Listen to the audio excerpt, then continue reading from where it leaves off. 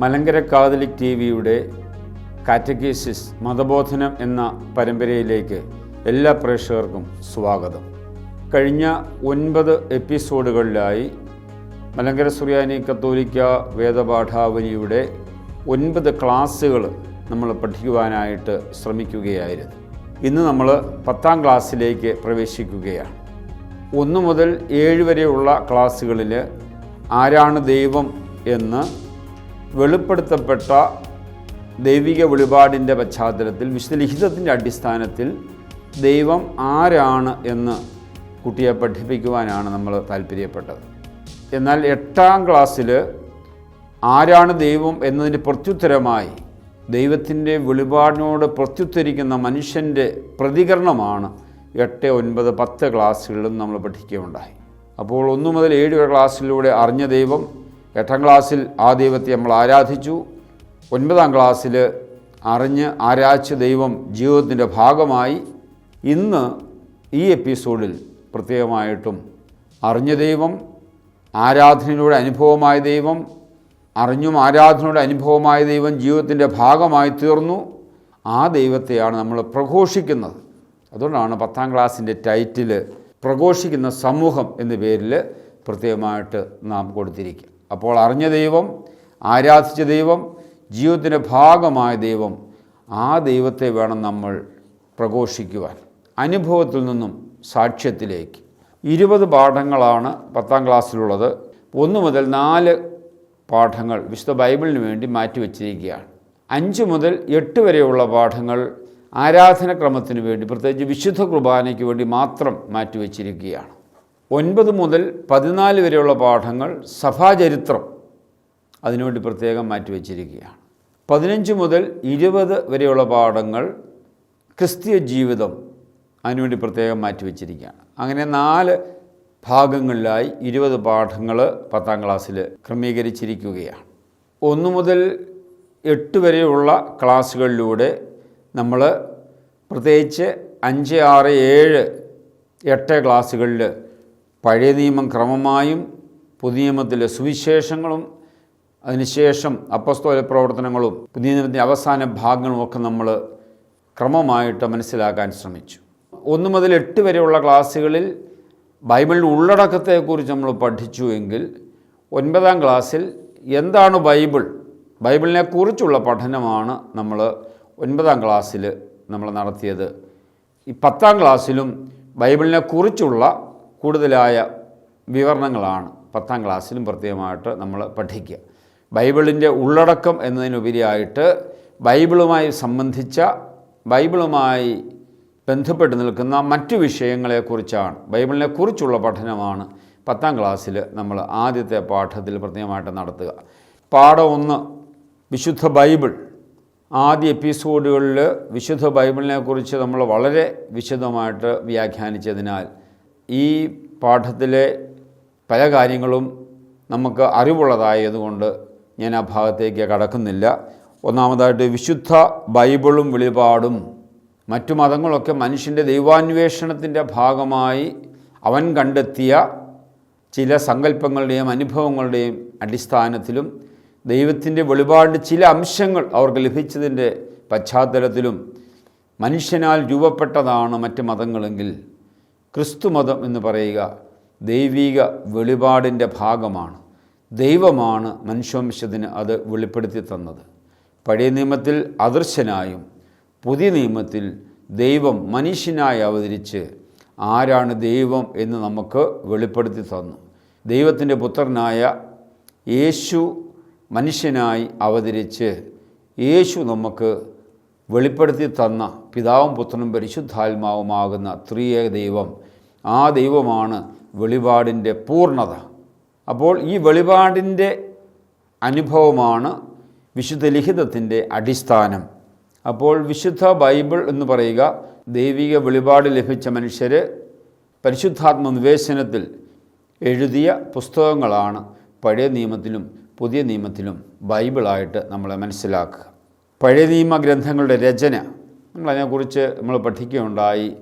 BC 1300 BC 100 പഴയ നിയമ ഗ്രന്ഥങ്ങൾ എഴുതപ്പെട്ടതെന്ന് നമ്മൾ പഠിക്കുകയുണ്ടായി. പുതിയ നിയമഗ്രന്ഥങ്ങൾ അതിൻ്റെ രചന AD 55 AD 110 ഇടയിൽ ആണ് എഴുതപ്പെട്ടത് എന്ന് നമ്മൾ മനസ്സിലാക്കുന്നു. അങ്ങനെ പഴയ നിയമത്തിലും പുതിയ നിയമത്തിലുമായി എഴുതപ്പെട്ട 73 പുസ്തകങ്ങളുടെ സമാഹാരമാണ് വിശുദ്ധ ഗ്രന്ഥമെന്ന് നമ്മൾ നേരത്തെ ക്ലാസ്സുകളിൽ വ്യക്തമായിട്ട് പഠിച്ചതാണ്. ബൈബിളാണോ സഭയാണോ ആദ്യമുണ്ടായത്?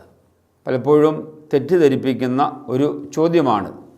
ബൈബിളാണോ സഭയാണോ ആദ്യമുണ്ടായത്? ഒരു കാര്യം നമ്മൾ വ്യക്തമായിട്ട് മനസ്സിലാക്കണം.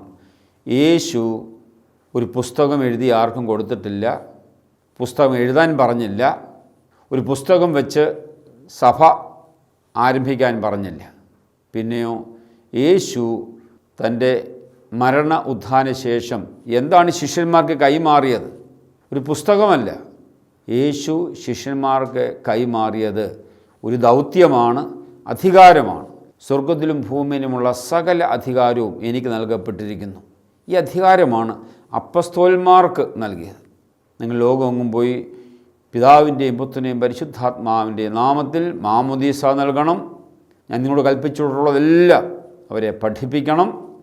നിങ്ങൾ ലോകമെങ്ങും പോയി സുവിശേഷം പ്രഘോഷിക്കണം. ഈ അധികാരം അപ്പസ്തോലന്മാർക്കാണ് നൽകുക, എല്ലാവർക്കും നൽകിയില്ല. അപ്പോൾ യേശു തൻ്റെ മരണ ഉത്ഥാന ശേഷം എന്താണ് നൽകിയിട്ട് പോയത്? യേശു നൽകിയത് അധികാരമാണ്. അപ്പസ്തോലന്മാർക്കാണ് നൽകിയത്, സഭയ്ക്കാണ് നൽകിയത്.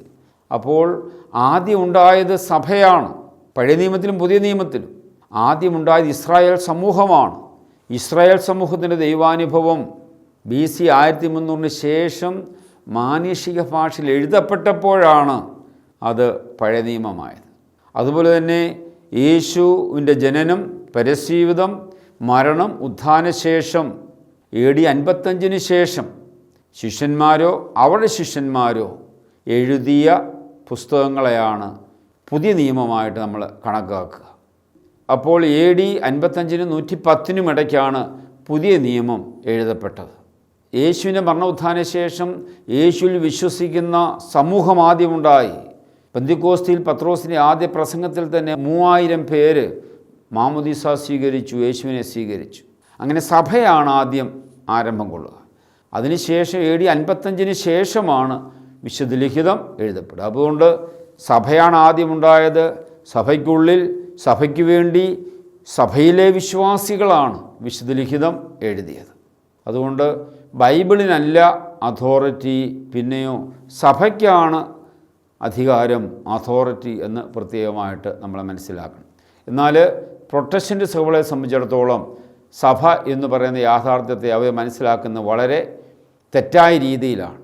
ബൈബിളിനാണ് അധികാരം കൊടുക്കുക, ബൈബിളാണ് എല്ലാത്തിൻ്റെയും ആധികാരികതയായിട്ട് അവർ പറയുക.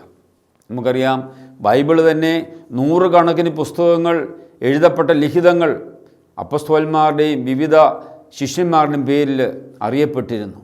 AD 367 ശേഷമാണ് പുതിയ നിയമത്തിലെ 27 പുസ്തകങ്ങളാണ് കാനൂനികം, ദൈവനിവേശിതമെന്ന് സഭ ഔദ്യോഗികമായിട്ട് പറഞ്ഞതും അതിനുശേഷമാണ് 27 പുസ്തകങ്ങളുടെ ക്യാനൻ ക്രമേണയായി പ്രാദേശിക സൂനകദോസുകളിലൂടെ രൂപപ്പെട്ട് വരുന്നത്.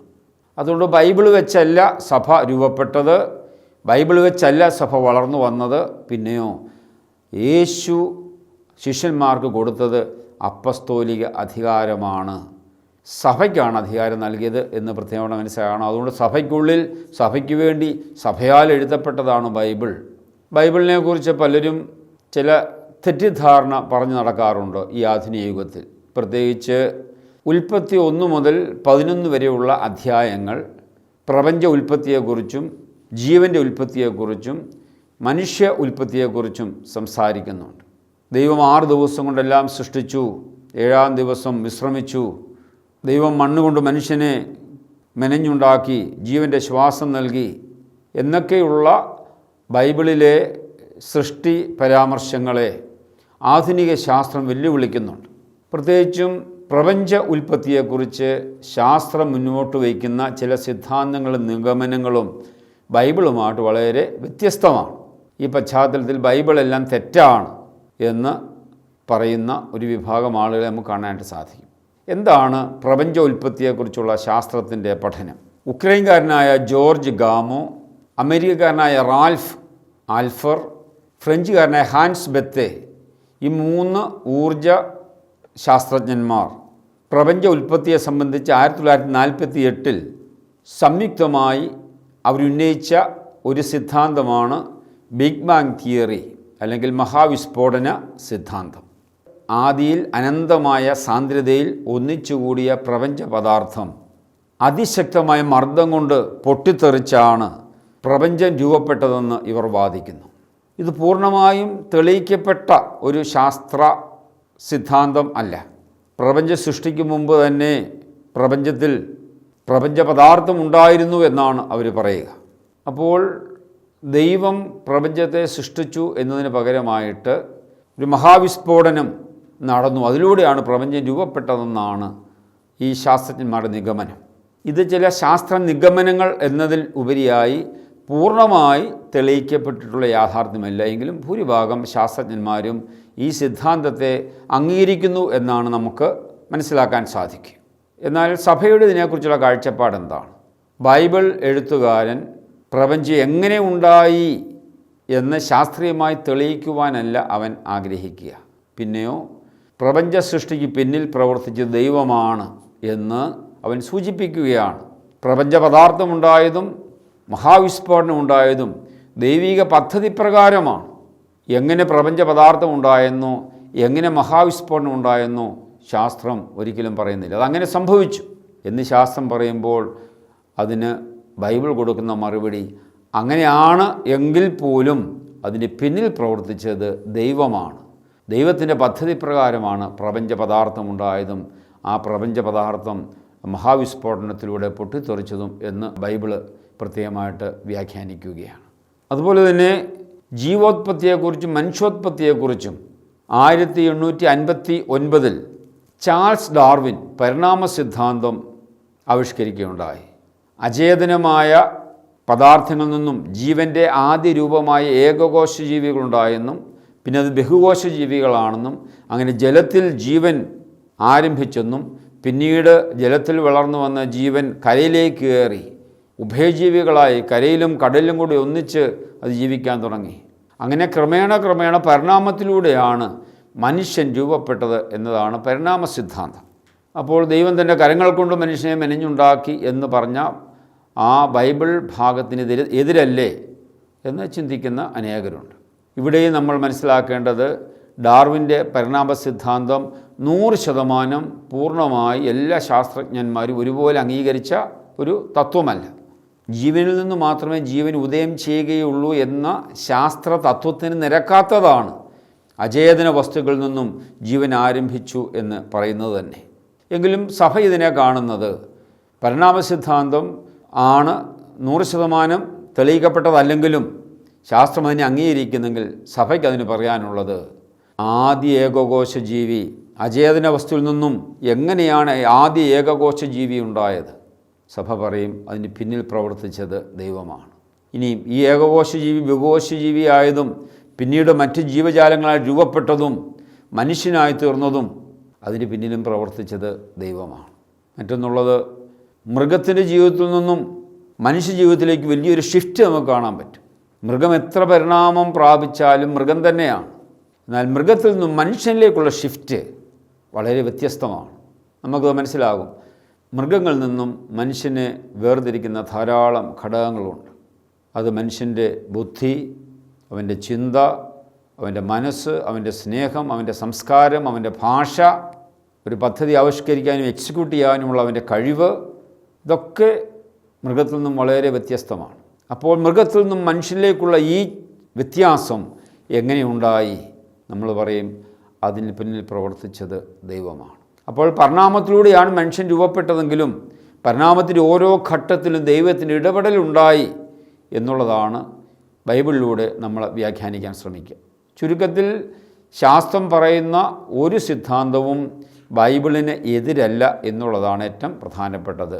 ബൈബിൾ എഴുത്തുകാരനെ സംബന്ധിച്ചിടത്തോളം എങ്ങനെയുണ്ടായി എന്ന് ശാസ്ത്രീയമായി തെളിയിക്കുന്നതിന് പകരം പ്രപഞ്ച സൃഷ്ടിയുടെ പിന്നിലും മനുഷ്യ സൃഷ്ടിയുടെ പിന്നിലും പ്രവർത്തിച്ചത് ദൈവമാണ് എന്ന് മനുഷ്യർക്ക് ബോധ്യം നൽകുക എന്നുള്ളതായിരുന്നു ബൈബിൾ എഴുത്തുകാരൻ്റെ ലക്ഷ്യം.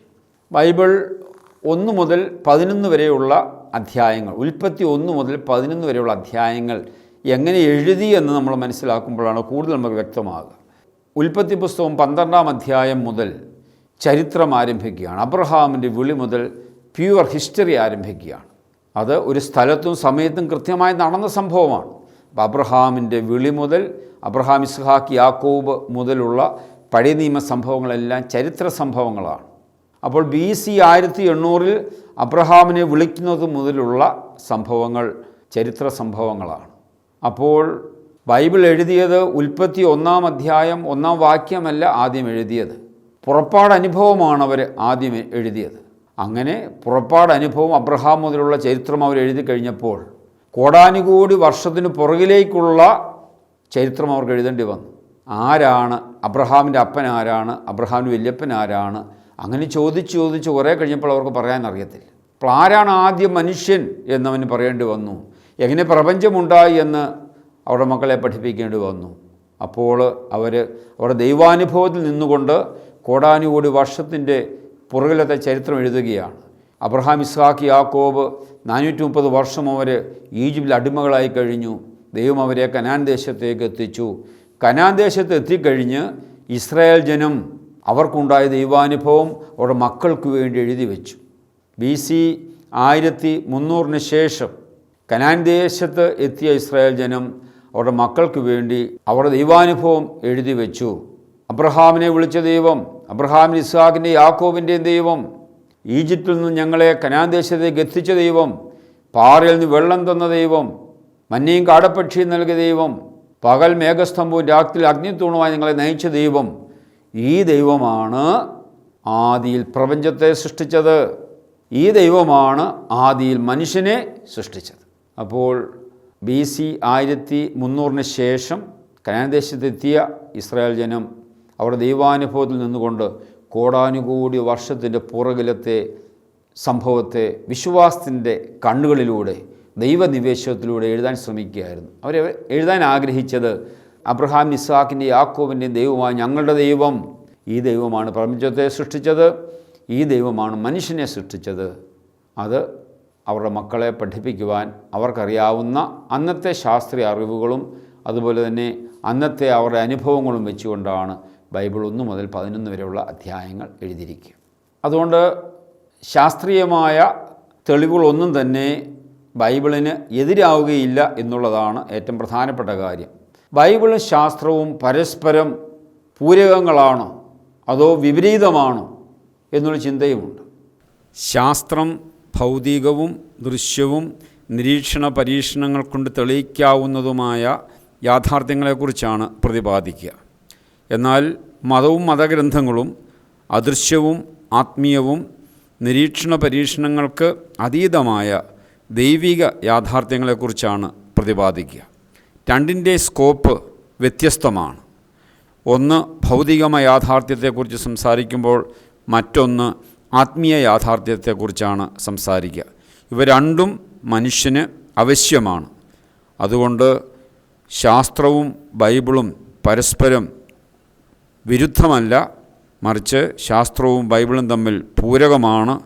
ഒന്ന് മറ്റൊന്നിനെ സഹായിക്കുന്നു. ഇവ രണ്ടും മനുഷ്യജീവിതത്തിന് വളരെ ആവശ്യമാണ്. രണ്ടാമത്തെ പാഠമാണ് പരിശുദ്ധ തൃത്വം. ഇപ്പം ബൈബിളിന് 4 പാഠങ്ങൾ നമ്മൾ മാറ്റിവെച്ചിട്ടുണ്ടെങ്കിൽ ഒന്നാമത്തെ പാഠം ബൈബിളിനെ കുറിച്ചുള്ള പൊതുവിജ്ഞാനമായിരുന്നു നടത്തിയത്. എന്നാൽ വിശുദ്ധ ലിഖിതത്തിലെ ഏറ്റവും പ്രധാനപ്പെട്ട വെളിപാടിൻ്റെ ഏറ്റവും കാതലായ യാഥാർത്ഥ്യമാണ് ആരാണ് ദൈവം എന്ന ചോദ്യം, അതിൻ്റെ ഉത്തരവും. അപ്പോൾ ആരാണ് ദൈവം എന്ന ചോദ്യത്തിന് വിശുദ്ധ ബൈബിൾ നൽകുന്ന അടിസ്ഥാനപരമായ ഉത്തരം പുതിയ നിയമത്തിൽ ദൈവം എന്നത് പരിശുദ്ധ തൃത്വമാണ്, 3 വ്യക്തികളുടെ കൂട്ടായ്മയാണ് എന്നുള്ള ബോധ്യമാണ്. രണ്ടാമത്തെ പാഠം വിശുദ്ധ ബൈബിളിൽ പ്രധാനമായും പരിശുദ്ധ തൃത്വത്തെക്കുറിച്ചുള്ള പരാമർശങ്ങളാണ് നമ്മൾ കാണുക. നമുക്കറിയാം, പിതാവ്, പുത്രൻ, പരിശുദ്ധാത്മാവ് എന്ന 3 വ്യക്തികൾ അടങ്ങുന്ന പരിശുദ്ധ തൃത്വമാണ് ദൈവമെന്നും ദൈവത്തിൽ 3 വ്യക്തികളുണ്ടെന്നും ആ 3 വ്യക്തികളും അവരുടെ ദൈവിക സ്വഭാവത്തിൽ സാരാംശത്തിൽ ഒന്നായിരിക്കുന്നുവെന്നും അവർ ദൈവം ഒരുവനാണെന്നും ദൈവത്തിൽ 3 വ്യക്തികളുണ്ട് എന്നും ആണ് നമ്മുടെ അടിസ്ഥാന വിശ്വാസം. ഈ അറിവ് നമുക്ക് തന്നത് ദൈവപുത്രനായ യേശു നമുക്ക് വെളിപ്പെടുത്തി തന്ന യാഥാർത്ഥ്യമാണ്. ഇതിനെക്കുറിച്ച് ആദ്യ എപ്പിസോഡുകളിൽ നമ്മൾ വിശദമായിട്ട് പഠിച്ചതാണ്. അതുകൊണ്ട് ദീർഘമായിട്ട് നമ്മൾ ആ വിഷയത്തിലേക്ക് കടക്കുന്നില്ല. നമുക്കറിയാം, പഴയ നിയമത്തിലും പുതിയ നിയമത്തിലും ത്രിത്വം എന്നൊരു പദം വിശുദ്ധ ലിഖിതത്തിലില്ല. എന്നാൽ പഴയ നിയമത്തിൽ ദൈവത്തിലെ 3 വ്യക്തികളെക്കുറിച്ചുള്ള ചില പ്രതീകങ്ങളും അടയാളങ്ങളും നമുക്ക് കാണാനായിട്ട് സാധിക്കും. പുതിയ നിയമത്തിൽ കുറേ കൂടെ വ്യക്തമായിട്ട് പരിശുദ്ധത്വത്തിലെ 3 വ്യക്തികളെക്കുറിച്ച് സ്പഷ്ടമായിട്ട് യേശു പഠിപ്പിക്കുന്നുണ്ട്. ഞാനും എൻ്റെ പിതാവും ഞാൻ അയച്ചു തരുന്ന പരിശുദ്ധാത്മാവും. കർത്താവിൻ്റെ മാമോദീസായിലെ പരിശുദ്ധത്വത്തിലെ 3 വ്യക്തികളെയും 3 വ്യക്തികളായിട്ട് ഐഡൻറ്റിഫൈ ചെയ്യുന്നുണ്ട്. പിതാവ് തൻ്റെ ശബ്ദത്തിൽ ഇവൻ എൻ്റെ പ്രിയപുത്രൻ എന്ന് പറഞ്ഞുകൊണ്ട്, പുത്രൻ തൻ്റെ സാന്നിധ്യം കൊണ്ട് വെള്ളത്തിൽ നിൽക്കുന്നു. പരിശുദ്ധാത്മാവ് പ്രാവിൻ്റെ രൂപത്തിൽ 3 വ്യക്തികളും അവർക്ക് 3 എക്സിസ്റ്റൻസ് ഉണ്ട് എന്ന് കൃത്യമായിട്ട് പുതിയ നിയമത്തിലൂടെ യേശു അവതരിപ്പിക്കുന്നുണ്ട്. എന്നാൽ അവർ 3 പേരും അവരുടെ ദൈവത്വത്തിൽ, സാരാംശത്തിൽ, സ്വഭാവത്തിൽ ഒന്നായിരിക്കുന്നുവെങ്കിലും അവരുടെ വ്യക്തിത്വത്തിൽ അവർ 3 ആയിരിക്കുന്നുവെന്നും പുതിയ നിയമത്തിൽ നമുക്ക് പ്രത്യേകമായിട്ട് കാണാൻ സാധിക്കും. എങ്കിലും ത്രിത്വം എന്നുള്ള പദം പിൽക്കാലത്ത് സഭയിൽ രൂപപ്പെട്ടതാണ് എന്ന് നമുക്ക് മനസ്സിലാക്കാൻ സാധിക്കും. പരിശുദ്ധ ത്രിത്വത്തെക്കുറിച്ചുള്ള കൃത്യമായ പ്രഖ്യാപനം നിഖ്യാ സൂനോദോസിലും പിന്നീട് കോൺസ്റ്റാന്റിനോപ്പിൾ സൂനോദോസിലും വെച്ചാണ് കൃത്യമായ ക്രോഡീകരണം ഉണ്ടായത്. അത് വിശ്വാസ പ്രമാണത്തിലൂടെ കൃത്യമായിട്ട് നാം അത് പഠിച്ചതാണ്. ആദ്യ എപ്പിസോഡുകളിൽ ഇതിനെക്കുറിച്ച് വ്യക്തമായിട്ട് പല പ്രാവശ്യം നമ്മൾ പഠിച്ചതാണ്. പിതാവായ ദൈവത്തിൽ വിശ്വസിക്കുന്നു, പുത്രനായ ദൈവത്തിൽ വിശ്വസിക്കുന്നു, പരിശുദ്ധാത്മാവിൽ വിശ്വസിക്കുന്നു എന്നൊക്കെ പറഞ്ഞ് കൃത്യമായിട്ട് ത്രിത്വത്തിലെ 3 വ്യക്തികളെ നമ്മൾ പ്രത്യേകമായിട്ട് പഠിക്കുകയുണ്ടായി. പരിശുദ്ധ ത്രിത്വവും സഭയും തമ്മിലുള്ള ബന്ധം, വിശുദ്ധ കുർബാന ത്രിത്വൈക ദൈവത്തിന് അർപ്പിക്കുന്ന ഏറ്റവും വലിയ ആരാധന, പരിശുദ്ധ ത്രിത്വം ഒരു രഹസ്യം, പരിശുദ്ധ ത്രിത്വം മലങ്കര ആരാധനക്രമത്തിൽ, ഇത്രയും വിഷയങ്ങളാണ് ഈ 2ാമത്തെ പാഠത്തിൽ അവതരിപ്പിച്ചിരിക്കുന്നത്. 3ാമത്തെ പാഠത്തിൽ പരിശുദ്ധ ത്രിത്വത്തിൻ്റെ കേന്ദ്രമായിരിക്കുന്നത് 2ാമത്തെ ത്രിത്വത്തിലെ വ്യക്തിയായിരിക്കുന്ന യേശുക്രിസ്തുവാണ്. അനാദിയിലെ പിതാവിൽ നിന്ന് ജനിച്ച് കാലത്തികവിൽ മനുഷ്യനായി ബേത്ലഹേമിൽ ജനിച്ച് നസ്രത്തിൽ വളർന്ന് പൊന്തിയോസ് പീലാത്തോസിൻ്റെ കാലത്ത് പീഡ അനുഭവിച്ച് കുരിശിൽ മരിച്ച് ഉത്ഥാനം ചെയ്ത് സ്വർഗാരോഹണം ചെയ്ത് പിതാവിന് വലതുഭാഗത്തിരിക്കുന്ന ദൈവപുത്രനായ യേശുക്രിസ്തു.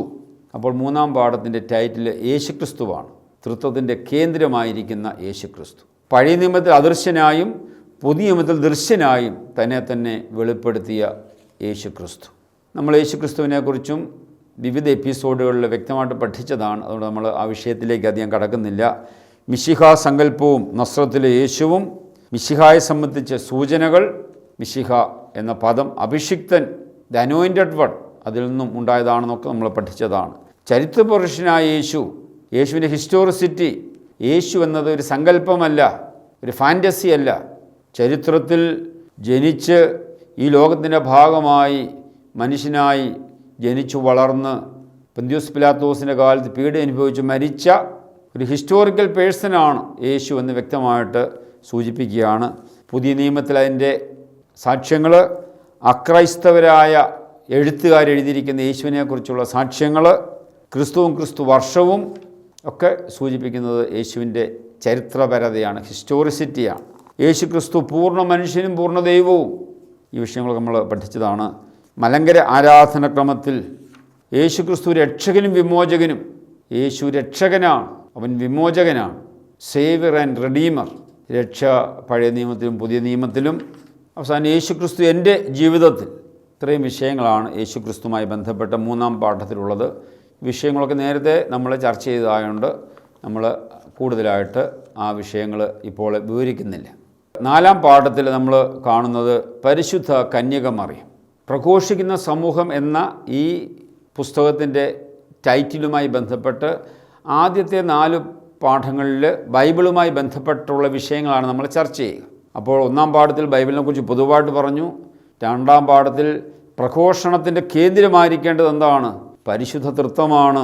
ക്രിസ്ത്യാനികൾ ആരാധിക്കുന്ന ദൈവം തൃത്വിക ദൈവമാണ്. പ്രഘോഷണത്തിൻ്റെ 1ാമത്തെ യാഥാർത്ഥ്യം അതാണ്. അതിനോട് ചേർന്നാണ് ഈ തൃത്വിക ദൈവത്തിൻ്റെ കേന്ദ്രമായിരിക്കുന്നത് യേശു ക്രിസ്തുവാണ്. 3ാം പാഠത്തിൽ അത് നമ്മൾ പഠിച്ചു. 4ാമതായിട്ട് യേശു ക്രിസ്തുവും പരിശുദ്ധ കന്യകമറിയാവുമായിട്ടുള്ള ബന്ധം. യേശു ജനിക്കുന്നതിന് ദൈവം മനുഷ്യരിൽ നിന്നും തിരഞ്ഞെടുത്ത അമൂല്യമായ ഒരു നിധിയാണ് പരിശുദ്ധ കന്യകമറിയം. അതുകൊണ്ട് പരിശുദ്ധ ദൈവമാതാവിനെ കന്യകമറിയവും ദൈവമാതാവും, കന്യകയും ദൈവമാതാവും എന്നുള്ള 2 പദപ്രയോഗങ്ങളിലൂടെയാണ് സഭ അവളെ കൂടുതൽ ആദരിക്കുകയും ബഹുമാനിക്കുകയും ചെയ്യുക. പ്രത്യേകമായിട്ടും വിശുദ്ധ ലിഖിതത്തിൽ മറിയത്തിൻ്റെ സ്ഥാനം, വിശുദ്ധ ലിഖിതത്തിലൂടെ സുവിശേഷങ്ങളിലൂടെ മറിയത്തെ പരിചയപ്പെടാനാണ് കൂടുതൽ ശ്രമിക്കുക. മംഗളവാർത്ത, എലിസബത്തിനെ സന്ദർശിക്കുന്ന മറിയം, യേശുവിൻ്റെ ജനനം, യേശുവിനെ ദേവാലയത്തിൽ കാഴ്ചവെച്ചത്, യേശുവിനെ ദേവാലയത്തിൽ കണ്ടെത്തിയത്, കാനായിലെ കല്യാണം, കുരിശിൻ ചുവട്ടിൽ നിൽക്കുന്ന മറിയം, യേശുവിൻ്റെ പരിശുശ്രൂഷയിൽ മറിയം, ദൈവമാതാവായ മറിയം, അതുപോലെ തന്നെ പരിശുദ്ധ മറിയത്തെക്കുറിച്ചുള്ള മലങ്കര സഭയുടെ കാഴ്ചപ്പാട്, മാതാവിനെക്കുറിച്ചുള്ള പ്രതിപാദന രീതി, പരിശുദ്ധ മറിയത്തോടുള്ള ഭക്തി നമ്മുടെ ജീവിതത്തിൽ, ഇത്രയും വിഷയങ്ങളാണ് നമ്മൾ ഈ പാഠത്തിൽ ചർച്ച ചെയ്യുക. നമുക്കറിയാം, പൗരസ്ത്യ സഭകളുടെ പ്രത്യേകിച്ച് സുറിയാനി പാരമ്പര്യത്തിൽ പരിശുദ്ധ ദൈവമാതാവെന്നുള്ളത് ഒരു വൈകാരിക ഭക്തി എന്നതിലുപരി പരിശുദ്ധ ദൈവമാതാവിനുള്ള സമീപനം ദൈവശാസ്ത്രപരമാണ്. Not emotional but theological. പരിശുദ്ധ ദൈവമാതാവിനെ സഭയുടെ വിശുദ്ധ കുർബാനയുടെ തുടക്കത്തിൽ അനുസ്മരിച്ചുകൊണ്ടാണ് കുർബാന ആരംഭിക്കുന്നത് തന്നെ. തുബദേനിൽ പരിശുദ്ധ ദൈവമാതാവിനെ പ്രത്യേകം അനുസ്മരിച്ചുകൊണ്ട് മാധ്യസ്ഥ അപേക്ഷിക്കുന്നുണ്ട്. കുർബാനയുടെ അവസാന ഭാഗത്ത് ദൈവമാതാവിനോടുള്ള പ്രത്യേകമായ ബഹുമാനാർത്ഥമുള്ള ധൂവപ്രാർത്ഥന കുർബാന മധ്യേ തന്നെ നടത്തുന്നുണ്ട്. അതുപോലെ തന്നെ നമ്മുടെ എല്ലാ യാമപ്രാർത്ഥനകളിലും പരിശുദ്ധ ദൈവമാതാവിന് വേണ്ടി പ്രത്യേകമായ പ്രാർത്ഥനകൾ, കോലോകൾ പ്രത്യേകമായിട്ട് മാറ്റിവെച്ചിട്ടുണ്ട്. അപ്പോൾ പരിശുദ്ധ ദൈവമാതാവിനോടുള്ള പൗരസ്ത്യ സഭയുടെ, സുറിയാനി സഭയുടെ സമീപനം ദൈവശാസ്ത്രപരമാണ്. യേശുവിനെയും പരിശുദ്ധ ദൈവമാതാവിനെ മാറ്റി നിർത്തി ഒരു ഭക്തി മലങ്കര സഭയിലില്ല. അതുകൊണ്ടാണ് മലങ്കര സഭയിൽ പരിശുദ്ധ ദൈവമാതാവിനെ അവതരിപ്പിക്കുമ്പോൾ മാതാവിൻ്റെ കരങ്ങളിൽ എപ്പോഴും ഉണ്ണീശോ കൂടി ഉണ്ടായിരിക്കും. ഉണ്ണീശോ കരങ്ങളില്ലാത്തൊരു പടം സാധാരണയായിട്ട് മലങ്കര പാരമ്പര്യത്തിൽ ഇല്ല. അപ്പോൾ യേശുവിനെയും മാതാവിനെയും വേർതിരിച്ചുകൊണ്ടുള്ള ഒരു ഭക്തിയുടെ തലം മലങ്കര സഭയിലില്ല. പരിശുദ്ധ അമ്മയുടെ കരങ്ങളിൽ എപ്പോഴും ഉണ്ണീശോയെ പിടിച്ചിരിക്കുന്ന ചിത്രമാണ് മലങ്കര സഭയിൽ പൊതുവായിട്ട് നമ്മൾ ഉപയോഗിക്കുക. പാശ്ചാത്യ സംസ്കാരത്തിൽ ദൈവമാതാവിനോടുള്ള സമീപനം കൂടുതൽ ദൈവശാസ്ത്രപരം എന്നതിനേക്കാൾ അത് ഭക്തിപരമാണ്, ഡിവോഷണലാണ്. അങ്ങനെ മാതാവിനോടുള്ള പ്രത്യേകമായ കൊന്ത നമസ്കാരം, മാതാവിനുള്ള നൊവേനകൾ, അങ്ങനെ ഭക്താഭ്യാസങ്ങൾ ധാരാളമുണ്ട്. എല്ലാം മാതാവിനെ ബഹുമാനിക്കുകയും ആദരിക്കുകയും ചെയ്യുന്ന വ്യത്യസ്തങ്ങളായ പ്രാർത്ഥനാ രീതികളാണ്. അതിനെല്ലാം അതിൻ്റേതായ വലിയ നന്മയുണ്ട് എന്ന് നമുക്കറിയാം. എങ്കിലും പൗരസ്ത്യ സഭയിൽ, സുറിയാനി സഭയിൽ ദൈവമാതാവിനോടുള്ള സമീപനം ഡിവോഷണൽ എന്നതിനേക്കാൾ ഉപരിയായിട്ട് അത് ദൈവശാസ്ത്രപരമാണ് എന്ന് നമ്മൾ മനസ്സിലാക്കണം. അതുകൊണ്ടാണ് പൗരസ്ത്യ ദർശനത്തിൽ, സുറിയാനി ചിന്താഗതിയിൽ മരിയോളജി എന്നൊരു വിഷയത്തെക്കാൾ ഉപരി ക്രിസ്റ്റോളജിക്കുള്ളിലാണ് മരിയോളജി ട്രീറ്റ് ചെയ്യപ്പെടുക. ക്രിസ്റ്റോളജിയുടെ കൂടെയാണ് മരിയോളജിയും പഠിപ്പിക്കുക. അതിൽ യേശുവിനെ മാറ്റി നിർത്തിക്കൊണ്ട് ഒരു മരിയോളജി ഈ സുറിയാനി ചിന്താധാരയിലില്ല എന്ന് നമ്മൾ മനസ്സിലാക്കണം. അപ്പോൾ പരിശുദ്ധ ദൈവമാതാവിൻ്റെ പ്രാധാന്യം, പരിശുദ്ധ ദൈവമാതാവിനെ എന്തുകൊണ്ടാണ് സഭ ആദരിക്കുകയും ബഹുമാനിക്കുകയും ചെയ്യുക? പരിശുദ്ധ തൃത്വത്തിന് മാത്രമേ സഭ ആരാധന നൽകുന്നുള്ളൂ. എന്നാൽ പരിശുദ്ധ ദൈവമാതാവിന് സഭ നൽകുന്ന വണക്കവും ബഹുമാനവും അത് പ്രത്യേകമാണ് നമുക്കറിയാം. വിശുദ്ധർക്ക് കൊടുക്കുന്നതിൽ നിന്നും ഒരു പടി കൂടി ഉയർന്നുള്ള ബഹുമാനവും ആദരവുമാണ് പരിശുദ്ധ ദൈവമാതാവിന് കൊടുക്കുക. 5 മുതൽ 8 വരെയുള്ള പാഠങ്ങൾ വിശുദ്ധ കുർബാനയെക്കുറിച്ചുള്ള പാഠങ്ങളാണ്. നമ്മൾ വിവിധ ക്ലാസ്സുകളിൽ കുർബാനയെക്കുറിച്ച് നമ്മൾ കാണുകയുണ്ടായി. കൂടാതെ 7ാമത്തെ എപ്പിസോഡ് വിശുദ്ധ കുർബാനയെക്കുറിച്ച് ദീർഘമായിട്ട് നമ്മൾ വ്യക്തമായിട്ടും ക്രമമായും നമ്മൾ പഠിക്കുകയുണ്ടായി. 7ാമത്തെ എപ്പിസോഡിൽ പറഞ്ഞിരിക്കുന്ന എല്ലാ കാര്യങ്ങളും ക്രമമായിട്ട് 5, 6, 7 പാഠങ്ങളിലായിട്ട് അവതരിപ്പിച്ചിട്ടുണ്ട്. വിശുദ്ധ കുർബാന ഒരുക്ക ശുശ്രൂഷ, വിശുദ്ധ കുർബാന വചന ശുശ്രൂഷ, വിശുദ്ധ കുർബാന ബലിയർപ്പണം, വിശുദ്ധ കുർബാന ബലിവിരുന്ന്. അപ്പോൾ ഈ 4 ഭാഗങ്ങളിലായി വിശുദ്ധ കുർബാനയെക്കുറിച്ച് വളരെ വ്യക്തമായിട്ട് ഈ 4 പാഠങ്ങളിൽ അവതരിപ്പിച്ചിട്ടുണ്ട്. വിശുദ്ധ കുർബാനയെക്കുറിച്ച് ഒരു മലങ്കരക്കാരൻ അവശ്യം അറിഞ്ഞിരിക്കേണ്ട എല്ലാ കാര്യങ്ങളും ഈ 4 പാഠങ്ങളിലുണ്ട്. 7ാമത്തെ എപ്പിസോഡിൽ പറഞ്ഞിരിക്കുന്ന കാര്യങ്ങളെല്ലാം തന്നെ സമഗ്രമായിട്ട് ഈ 4 പാഠങ്ങളിലൂടെ അവതരിപ്പിച്ചിട്ടുണ്ട്. അതുകൊണ്ട് വിശുദ്ധ കുർബാനയെക്കുറിച്ച് നേരത്തെ നമ്മൾ ചർച്ച ചെയ്തതിനാൽ ഈ പാഠങ്ങൾ ഇപ്പോൾ നമ്മൾ ചർച്ചയ്ക്ക് എടുക്കുന്നില്ല. അപ്പോൾ 5 മുതൽ 8 വരെയുള്ള പാഠങ്ങൾ വിശുദ്ധ കുർബാനയെക്കുറിച്ചാണെന്ന് നമ്മൾ വ്യക്തമായിട്ട് മനസ്സിലാക്കിയിരിക്കണം. കുർബാനയെക്കുറിച്ച് ആർക്കെങ്കിലും എന്തെങ്കിലും പഠിക്കണമെന്നുണ്ടെങ്കിൽ 10ാം ക്ലാസ്സിലെ 5 മുതൽ 8 വരെയുള്ള പാഠങ്ങൾ പഠിക്കാൻ നിങ്ങൾ അവർക്ക് നിർദ്ദേശം കൊടുക്കുക. 9 മുതൽ 14 വരെയുള്ള പാഠങ്ങൾ സഭാചരിത്രത്തിനായിട്ട് മാറ്റിവെച്ചിരിക്കുകയാണ്. 9ാം പാഠം പ്രത്യേകിച്ച് കേരളത്തിലെ വിവിധ ക്രൈസ്തവ സമൂഹങ്ങളെക്കുറിച്ചാണ് ചർച്ച ചെയ്യുക. കേരളത്തിൽ ഏതൊക്കെ ക്രൈസ്തവ സഭാവിഭാഗങ്ങളുണ്ട്, ആ സഭാവിഭാഗങ്ങളെ പൊതുവായിട്ട് ഒന്ന് മനസ്സിലാക്കാനാണ് നമ്മൾ ശ്രമിക്കുക. നമുക്കറിയാം, AD 52 ക്രിസ്തു ശിഷ്യനായ മാർത്തോമാ ശ്ലീഹ കൊടുങ്ങല്ലൂരിൽ കേരളത്തിൽ എത്തി. ഇവിടെ ഒരു സഭാ സമൂഹത്തിന് തുടക്കമിട്ടു. 7 പള്ളികൾ അഥവാ 7 ആരാധനാ സമൂഹങ്ങൾ സ്ഥാപിച്ചു. അങ്ങനെ മാർത്തോമാ ശ്ലീഹയുടെ അപ്പസ്തോലികതയിലാണ് ഈ സഭയ്ക്ക് വളർച്ചയുണ്ടായതും ഈ സഭ ആരംഭമിട്ടതും.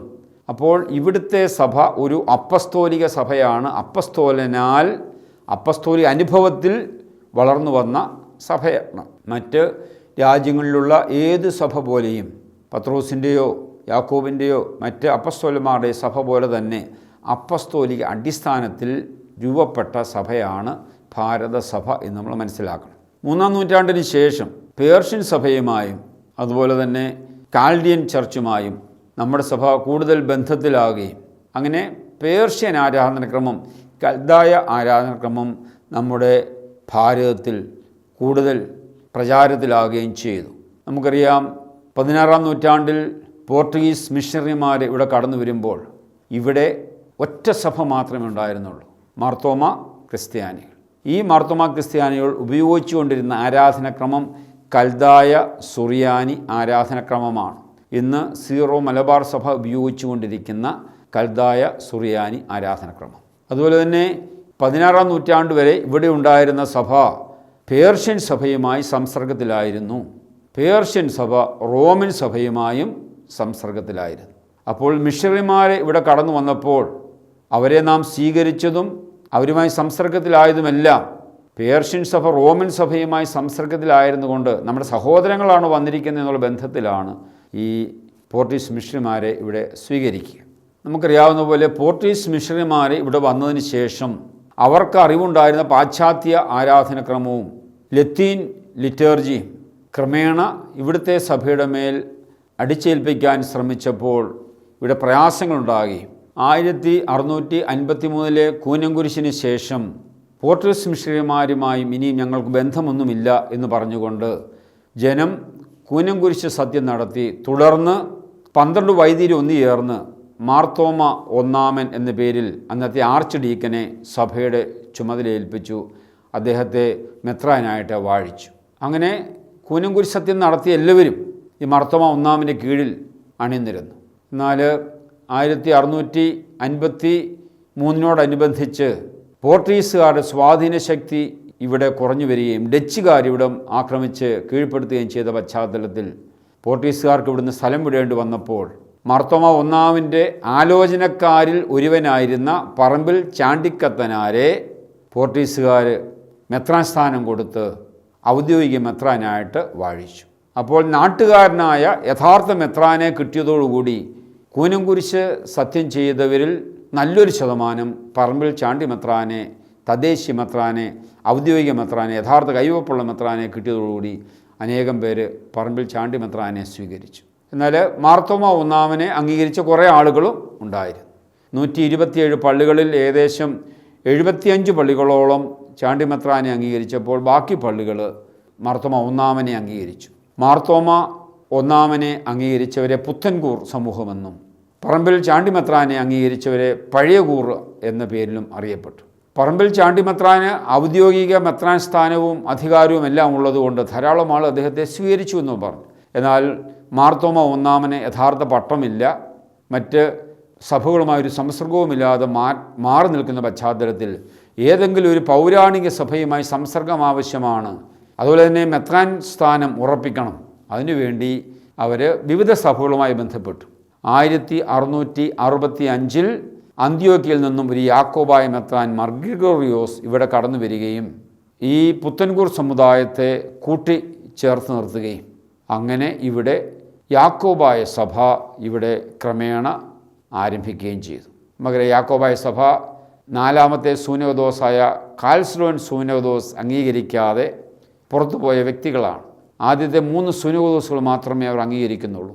അങ്ങനെ കൽക്കദോനിയ സൂനകദോസ് അംഗീകരിക്കാതെ പുറത്തുപോയ ആ വിഭാഗമാണ് യാക്കോബ് ബുർദാനയുടെ നേതൃത്വത്തിൽ അന്ത്യോക്യയിൽ വളർന്നു വന്ന ആ സമൂഹത്തിൻ്റെ മെത്രാനാണ് 1665 മാർ ഗ്രിഗോറിയോസ് കേരളത്തിൽ വരുന്നതും പുത്തൻകൂർ സമുദായത്തിന് നേതൃത്വം നൽകുന്നതും മാർത്തോമ ഒന്നാമനെ ചേർത്ത് നിർത്തി ആ കൂട്ടായ്മയെ ബലപ്പെടുത്തുന്നത്. അപ്പോൾ 1653 വരെ ഇവിടെ ഒന്നായിരുന്ന മലങ്കര നസ്രാണി സമൂഹം സെൻറ് തോമസ് ക്രിസ്ത്യൻസ് 2 വിഭാഗമായി തീർന്നു, പഴയ കൂറും പുത്തൻകൂറും. പഴയ കൂർ അതിൻ്റെ ആരാധനക്രമം സംരക്ഷിച്ചു. കത്തോലിക്ക വിശ്വാസവും മാർപ്പാപ്പയുടെ വിശ്വാസവും ബന്ധവും നഷ്ടപ്പെടുത്താതെ ആ ബന്ധത്തിൽ തുടർന്നു. എന്നാൽ പുത്തൻകൂർ സമുദായം ആരാധനക്രമം അവർ വിട്ട് പുതിയ ആരാധനക്രമം ഗ്രാജുവലി ക്രമേണ സ്വീകരിച്ചു. അന്ത്യോക്യൻ ആരാധനക്രമം ക്രമേണ സ്വീകരിച്ചു. മാർപ്പാപ്പുമായിട്ടുള്ള ബന്ധം വിച്ഛേദിക്കുകയും അങ്ങനെ യാക്കോബായ ബന്ധത്തിലേക്ക് അവർ വഴുതി വീഴുകയും അങ്ങനെ ഇവിടെ സഭ 2ആയി തീർന്നു. കത്തോലിക്ക സഭ ഒരു വശത്ത്, പുത്തൻകൂർ സമുദായം യാക്കോബായ സഭ മറുവശത്ത്. അങ്ങനെയാണ് ഭാരതത്തിൽ സഭയിൽ ഒരു പിളർപ്പ് ആദ്യമായി നമ്മൾ കാണുക. കത്തോലിക്ക സഭയിൽ തന്നെ 3 റീത്തുകൾ ഉണ്ട്. നമുക്ക് ആ 3 റീത്തുകളെക്കുറിച്ച് പെട്ടെന്നൊന്ന് മനസ്സിലാക്കാൻ ശ്രമിക്കാം. ആദ്യം സൂചിപ്പിച്ചതുപോലെ ഇവിടെ ആരംഭത്തിലുണ്ടായിരുന്നതും ഇപ്പോൾ തുടരുന്നതുമായ സീറോ മലബാർ സഭ അതൊരിക്കലും അതിൻ്റെ ആരാധനക്രമം നഷ്ടപ്പെടുത്തിയിട്ടില്ല. അപ്പസ്തോലിക കത്തോലിക്ക സഭയോടുള്ള ബന്ധം അത് നഷ്ടപ്പെടുത്തിയിട്ടില്ല. സീറോ മലബാർ സഭ ഇന്ന് കേരളത്തിലുള്ളതിൽ ഏറ്റവും വലിയ അപ്പസ്തോലിക സഭാ സമൂഹമാണ്. ആ സഭയുടെ തലവനായിട്ട് ഇന്ന് അഭിവന്യ major archbishop cardinal Mar George Alencherry പിതാവാണ് സീറോ മലബാർ സഭയ്ക്ക് ഇന്ന് നേതൃത്വം നൽകുന്നത്. 1500 ശേഷം പോർട്ടുഗീസ് മിഷണറിമാർ ഇവിടെ വരികയും അങ്ങനെ ലത്തീൻ ആരാധനക്രമം ഇവിടെ വളർന്നു വന്നു. അങ്ങനെ ലത്തീൻ ആരാധനക്രമം സ്വീകരിച്ച പോർട്ടുഗീസ് മിഷണറിമാരുമായി ചേർന്ന് നിന്ന് അവരുടെ സുവിശേഷ പ്രഘോഷണങ്ങളിലൂടെ അനേകർ മാമോദീസ സ്വീകരിച്ചു, മനസാന്തരപ്പെട്ടു, ക്രിസ്ത്യാനികളായി തീർന്നു. അവരെയാണ് പിൽക്കാലത്ത് ലത്തീൻകാർ എന്ന പേരിൽ അറിയപ്പെടുന്ന കത്തോലിക്ക സഭയിലെ ഒരു വിഭാഗം. അപ്പോൾ സീറോ മലബാർ സഭ നമ്മൾ കണ്ടു, കൽദായ സുറിയാനി ആരാധനക്രമം ഉപയോഗിക്കുന്നു. 16-ാം നൂറ്റാണ്ടിൽ ഇവിടെ കടന്നു വന്ന ലത്തീൻ സഭ കത്തോലിക്ക സഭയിലെ മറ്റൊരു റീത്ത് ഇവിടെ വളർന്നു വന്നു. കത്തോലിക്ക സഭയിൽ തന്നെ 2 റീത്തുകൾ നമുക്കിവിടെ കാണാൻ സാധിക്കും. 1665 യാക്കോബായ മെത്രാൻമാർ ഗ്രിഗോറിയോസ് ഇവിടെ വന്നു എങ്കിലും വർഷങ്ങൾക്ക് ശേഷം വളരെ ക്രമേണയാണ് കൽദായ സുറിയാനി ആരാധനക്രമത്തിന് പകരം അന്ത്യോക്യൻ സുറിയാനി ആരാധനക്രമം ഇവിടെ രൂപപ്പെട്ടു വരിക. അങ്ങനെ ക്രമേണ യാക്കോബായ സമൂഹം അന്ത്യോക്യൻ ആരാധന ഉപയോഗിക്കുന്ന സമൂഹമായി തീർന്നു. 1653 കൂനംകുരിശിന് ശേഷം പുത്തൻകൂർ സമുദായം ഉണ്ടായെന്നു മുതൽ പുനരൈക്യത്തിന് വേണ്ടിയുള്ള ശ്രമങ്ങൾ നടക്കുകയുണ്ടായി. കത്തോലിക്ക സഭയുമായി ഐക്യത്തിലേക്ക് തിരികെ വരണം. അതിനുവേണ്ടി ഏകദേശം എല്ലാ മാർത്തോമാമാരും അതിനുവേണ്ടി റോമിലേക്ക് കത്തയച്ചിട്ടുണ്ട്. പുനരൈക്യ രേഖകൾ എന്ന പേരിലൊരു പുസ്തകം തന്നെയുണ്ട് ഇവിടുന്ന് അയച്ചിരിക്കുന്ന കത്തുകൾ. എന്നാൽ പല കാരണങ്ങളാൽ പുനരൈക്യ ശ്രമങ്ങളെല്ലാം പരാജയപ്പെടുകയുണ്ടായി. എന്നാൽ പുനരൈക്യ ശ്രമത്തിന് ഏറ്റവും കൂടുതൽ ആഗ്രഹിക്കുകയും അതിനുവേണ്ടി സഭയാൽ നിയോഗിക്കപ്പെട്ട വ്യക്തിയായിരുന്നു ദൈവദാസൻ മാർ യുവാനിയോസ്. 1926 ഓർത്തഡോക്സ് സഭയുടെ സൂനകദോസ് കത്തോലിക്ക സഭയുമായി സംസർഗത്തിന് വേണ്ടി എഴുത്തുകുത്തുകൾ നടത്തുന്നതിന് മാർ യുവാനിയോസ് മെത്രാപ്പോലിത്തായെ ചുമതലപ്പെടുത്തി. എന്നാൽ റോമിൽ നിന്ന് അനുകൂലമായ പ്രതികരണം വന്നപ്പോൾ ഓർത്തഡോക്സ് സഭ അതിൽ നിന്ന് പിന്മാറുകയും എന്നാൽ ആർച്ച് ബിഷപ്പ് മാർ യുവാനിയോസും മാർ തിയോഫിലോസും വളരെ ചെറിയൊരു സമൂഹവും കത്തോലിക്ക സഭയുടെ കൂട്ടായ്മയിലേക്ക് 1930 സെപ്റ്റംബർ 20 തിരികെ വന്നു. അതിനെയാണ് പുനരൈക്യം എന്ന് അറിയപ്പെടുക. ഇങ്ങനെ പുനരൈക്യപ്പെട്ട മലങ്കരക്കാരാണ് മലങ്കര സുറിയാനി കത്തോലിക്ക സഭ എന്ന പേരിൽ അറിയപ്പെടുക. അപ്പോൾ കത്തോലിക്ക സഭയിൽ 3 റീത്തുകൾ ഭാരതത്തിലുണ്ട്, 3 സഭകളുണ്ട് എന്ന് നമ്മൾ മനസ്സിലാക്കണം. സീറോ മലബാർ സഭ, ലത്തീൻ സഭ, മലങ്കര സുറിയാനി കത്തോലിക്ക സഭ. മലങ്കര സുറിയാനി കത്തോലിക്ക സഭയുടെ തലവനും പിതാവുമായിരിക്കുന്നത് മൊറോൻമോർ ബെസേലിയോസ് കർദിനാൾ ക്ലിമീസ് കാതോലിക്ക ബാവായാണെന്ന് നമുക്ക് അറിയാം. കത്തോലിക്ക സഭയിലെ 3 റീത്തുകൾ അല്ലെങ്കിൽ 3 സഭാവിഭാഗങ്ങളെയാണ് നമ്മൾ കണ്ടത്. അപ്പോൾ ഒന്നാമത്തേത് കത്തോലിക്ക സഭ, രണ്ടാമത്തേത് Malankara Jacobite Syrian orthodox church, പൊതുവെ യാക്കോബായ സഭയെന്ന് നമ്മൾ ചുരുക്കി പറയും. 1665 കൂനൻകുരിശിന് ശേഷം അന്ത്യോക്യയിൽ നിന്നും മാർ ഗ്രിഗോറിയോസ് ഇവിടെ വന്നതിന് ശേഷം ക്രമേണ പുത്തൻകൂർ സമുദായത്തെ യാക്കോബായ ആരാധനാക്രമത്തിലേക്കും അന്ത്യോക്യൻ ആരാധനാക്രമത്തിലേക്കും യാക്കോബായ സഭയുടെ ഭാഗമാക്കാനുമുള്ള ശ്രമങ്ങൾ നടക്കുകയുണ്ടായി. അങ്ങനെ ഇവിടെ 1665 ശേഷം രൂപപ്പെട്ട സഭയാണ് യാക്കോബായ സുറിയാനി സഭ. നമ്മൾ നേരത്തെ സൂചിപ്പിച്ചതുപോലെ 451 നടന്ന കൽക്കദോനിയ സൂനോദോസ് അംഗീകരിക്കാത്തവരാണ് ഏകസ്വഭാവവാദികൾ എന്ന പേരിൽ അന്ന് അറിയപ്പെട്ടിരുന്ന ഈ യാക്കോബായ സമൂഹം. ഇവർ അന്ത്യോക്യൻ സുറിയാനി ആരാധനാ പാരമ്പര്യമാണ് ഉപയോഗിച്ചുകൊണ്ടിരുന്നത്. അഭിവന്യ ബസേലിയോസ് തോമസ് പ്രഥമൻ കാതോലിക്ക ബാവായാണ് ഇന്ന് യാക്കോബായ സഭയുടെ തലവനായിട്ട് സഭയെ ശുശ്രൂഷിക്കുന്നത്. മൂന്നാമതായിട്ട് മലങ്കര ഓർത്തഡോക്സ് സുറിയാനി സഭ 1911 അബ്ദുള്ള പേട്രിയാർക്ക് ഇവിടെ വരികയും ഇവിടുത്തെ സഭയുടെ തലവനായ മാർ ദിവന്യാസ്യോസ് മെത്രാപ്പോലീത്തായെ മുടക്കുകയും അതിലൂടെ സഭയിൽ വലിയ പ്രതിസന്ധി ഉണ്ടാകുകയും ചെയ്തപ്പോൾ അന്ത്യോക്യയിൽ തന്നെ ഉണ്ടായിരുന്ന അബ്ദേദ് മിശിഹ എന്ന് പറയുന്ന പേട്രിയാർക്കിനെ ഇവിടെ വിളിച്ചു വരുത്തുകയും അദ്ദേഹം ഇവിടെ വന്ന് 1912 കാതോലിക്കേറ്റ് സംവിധാനം ഇവിടെ സ്ഥാപിക്കുകയും ഒരു സ്വതന്ത്ര സഭാ സമൂഹത്തിന് രൂപം കൊടുക്കുകയും സൂനോദോസ് സംവിധാനമുള്ള ഒരു സഭാ സംവിധാനത്തിന് രൂപം കൊടുക്കുകയും അങ്ങനെ കാതോലിക്കേറ്റ് സ്ഥാപിക്കുകയും ആദ്യത്തെ കാതോലിക്കായെ വാഴിക്കുകയും ചെയ്തു. അങ്ങനെ വട്ടശ്ശേരിൽ മാർ ദിവന്യാസ്യോസ് മെത്രാപ്പോലിത്തായോട് ചേർന്ന് നിന്നവരെ മെത്രാൻ കക്ഷിയെന്നും പിൽക്കാലത്ത് അവർ ഓർത്തഡോക്സ് സഭ എന്ന പേരിൽ അറിയപ്പെടാൻ തുടങ്ങി. അബ്ദുള്ള പാത്രീസ് ബാവായെ അംഗീകരിച്ചവരെ ബാവാ കക്ഷിയെന്നും അവർ പിൽക്കാലത്ത് Malankara Jacobite Syrian orthodox church അഥവാ യാക്കോബായ സഭ എന്ന പേരിലും അറിയപ്പെട്ടു. അങ്ങനെ യാക്കോബായ സഭ 2 വിഭാഗങ്ങളായി തീർന്നു.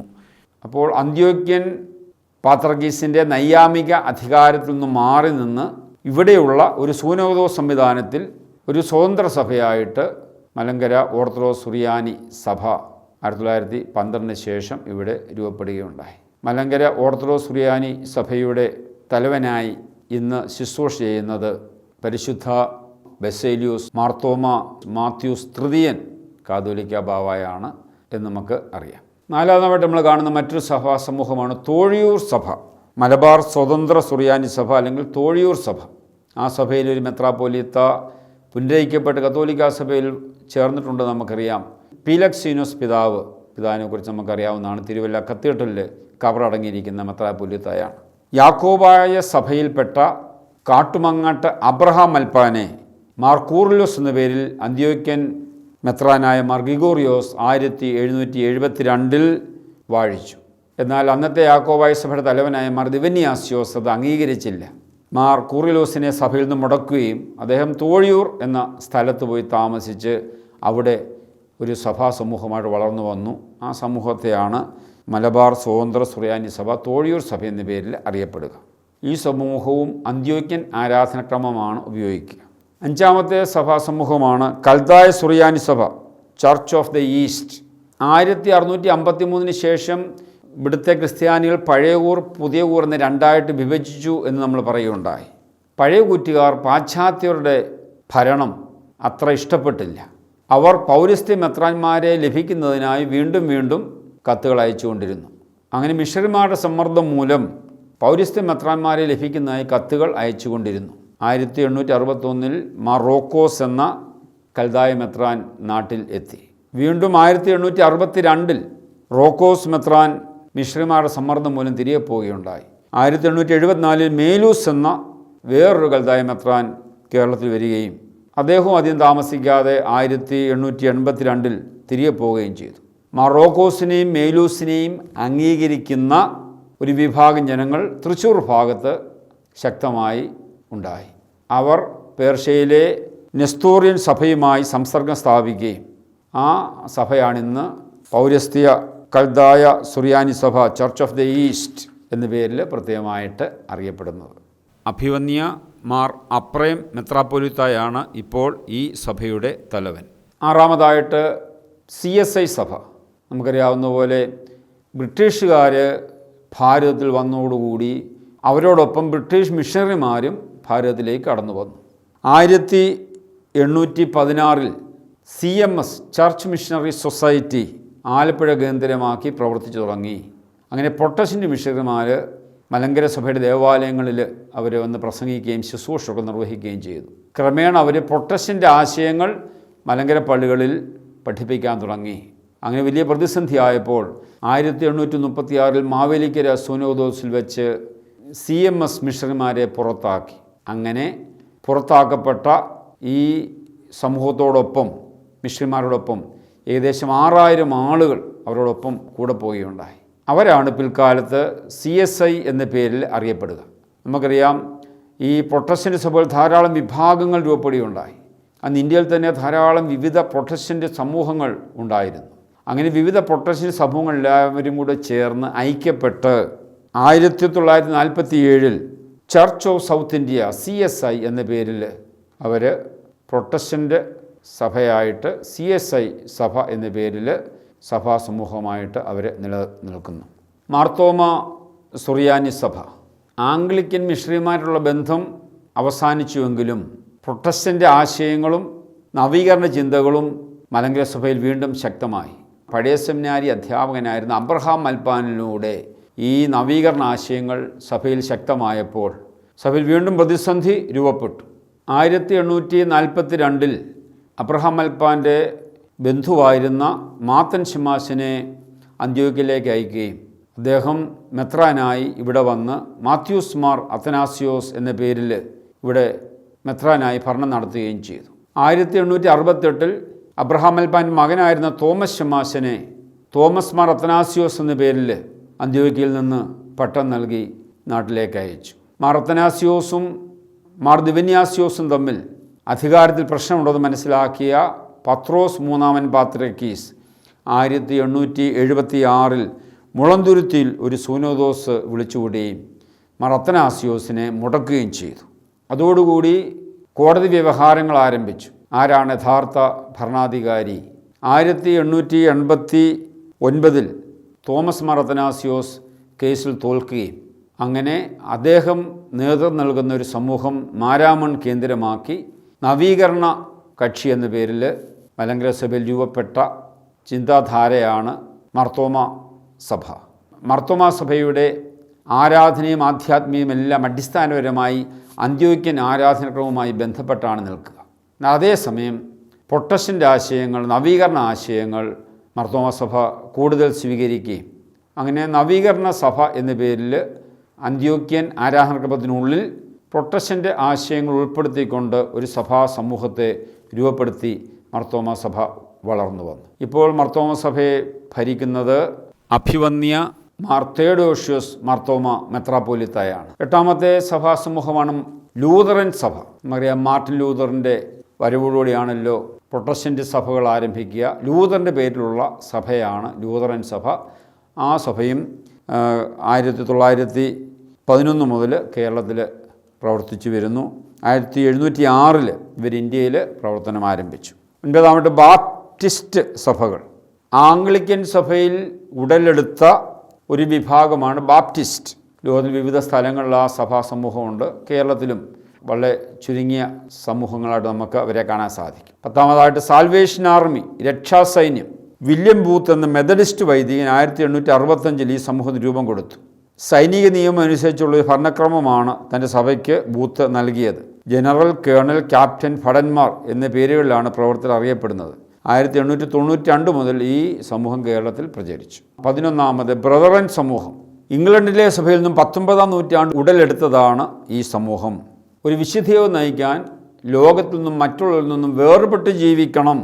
അതുകൊണ്ട് വിശുദ്ധിയും വേർപാടും എന്ന പേരിൽ വേർപെട്ട് ജീവിക്കുന്നവരെയാണ് ബാപ്റ്റിസ്റ്റ് ബ്രദറൻ സമൂഹം എന്ന് പറയുക. വേർപാടുകാർ എന്നും ഇവരെക്കുറിച്ച് പറയാറുണ്ട്.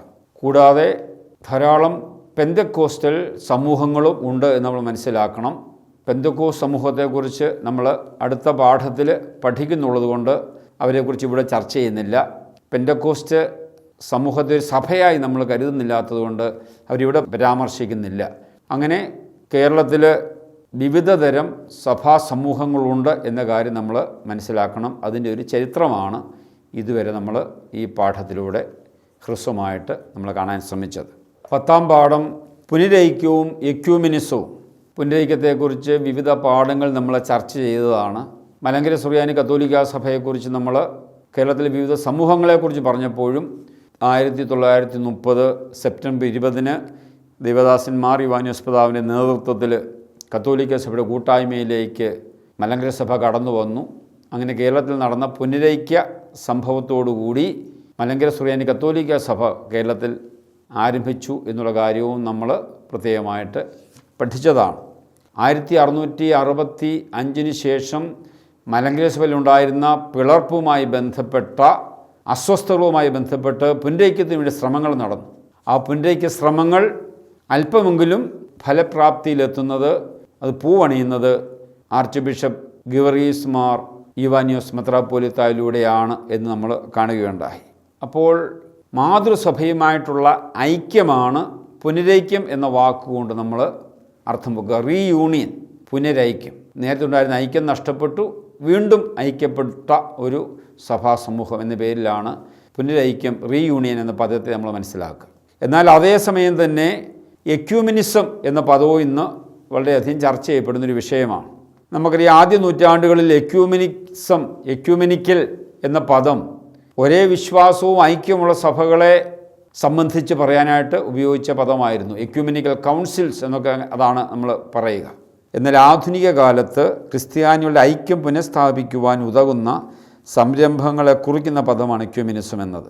അതുപോലെ വിവിധ ക്രൈസ്തവ വിഭാഗങ്ങൾ വ്യത്യസ്ത അർത്ഥമാണ് ഈ പദത്തിന് നൽകുക.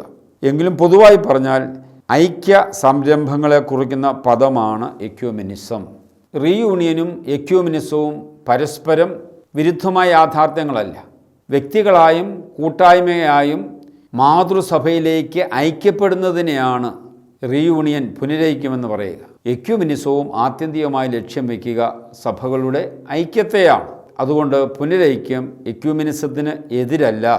എക്യൂമെനിസം എല്ലാ സഭകളും തമ്മിൽ കൂട്ടായ ഐക്യത്തെ ലക്ഷ്യം വെക്കുന്നെങ്കിൽ ആ ഐക്യത്തിനു വേണ്ടി വ്യക്തികളും കൂട്ടായ്മകളും ഐക്യത്തിലേക്ക് കടന്നു വരുന്ന തലങ്ങളാണ് പുനരൈക്യം എന്ന് നമുക്ക് മനസ്സിലാക്കാനായിട്ട് സാധിക്കും. 11ാം പാഠം മലങ്കര കത്തോലിക്ക സഭ മേജർ ആർച്ച് ബിഷപ്പും കാതോലിക്ക ബാവായും.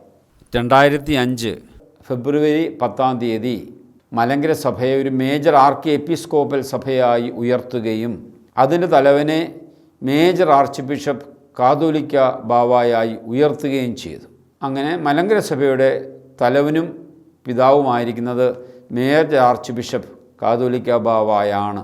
ഈ വിഷയമാണ് ഈ പാഠത്തിൻ്റെ ചർച്ചാവിഷയം. നമുക്കറിയാം, ആദിമ സഭയിൽ റോമൻ സാമ്രാജ്യത്തിലാണ് സഭ വളർന്നു വന്നത്. റോമൻ സാമ്രാജ്യത്തിൽ സഭ വളർന്നതനുസരിച്ച് 5 അധികാര കേന്ദ്രങ്ങൾ ശക്തിപ്പെട്ടു. റോം, അന്ത്യോക്യ, അലക്സാണ്ട്രിയ, കോൺസ്റ്റാന്റിനോപ്പിൾ, ജെറുസലേം.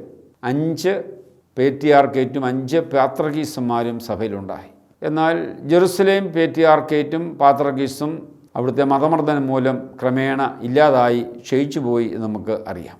അതുകൊണ്ട് 4 പാത്രിയർക്കീസുമാരും 4 സഭാകേന്ദ്രങ്ങളും റോം, അന്ത്യോക്യ, അലക്സാണ്ട്രിയ, കോൺസ്റ്റാന്റിനോപ്പിൾ, ഈ 4 പേട്രിയാർക്കേറ്റുകളാണ് അധികാര സ്ഥാനങ്ങളായിട്ട് വന്നതും അധികാര കേന്ദ്രങ്ങളായിട്ട് വളർന്നു വന്നതും.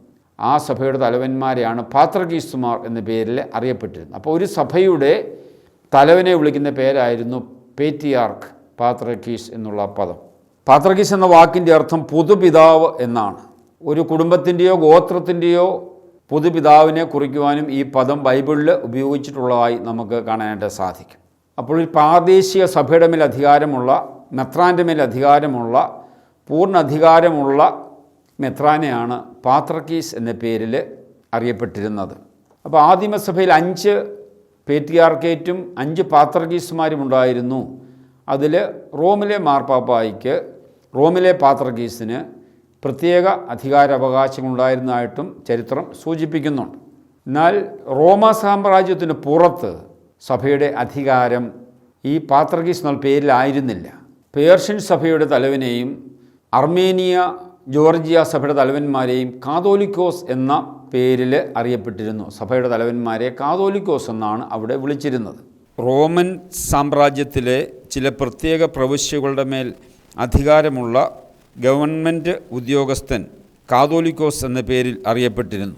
എന്നാൽ കാതോലിക്കോസ് എന്ന പദം സഭാതലത്തിലേക്ക് വന്നപ്പോഴേക്കും സഭാതലവൻ, സാർവത്രിക തലവൻ തുടങ്ങിയ പ്രത്യേക അർത്ഥം ഇതിന് കൈവന്നു. റോമാ സാമ്രാജ്യത്തിന് പുറത്തുള്ള ഒരു പ്രാദേശിക അപ്പസ്തോലിക സഭയുടെ തലവനാണ് കാതോലിക്കോസ് എന്ന് അറിയപ്പെടുക. AD 410 മുതൽ പേർഷ്യൻ സഭയിൽ കാതോലിക്കോസ് എന്ന സംജ്ഞ ഉപയോഗിച്ചു തുടങ്ങി. അർമേനിയൻ സഭയും ജോർജിയൻ സഭയും ഈ സ്ഥാനപ്പേര് അവരുടെ സഭാതലവന്മാർക്ക് നൽകി തുടങ്ങി. പിൽക്കാലത്ത് ഇവരെല്ലാം തന്നെ കാതോലിക്കോസ് എന്ന പദത്തോട് പാത്രക്കീസ് എന്ന പദം കൂടി കൂട്ടിച്ചേർക്കുകയുണ്ടായി നമുക്കറിയാം. അന്ത്യോക്യൻ സഭയിൽ, പ്രത്യേകിച്ച് യാക്കോബായ സഭയിൽ AD 629 ധാരാളം ആളുകൾ പേർഷ്യയിലേക്ക് കുടിയേറി പാർക്കുകയുണ്ടായി.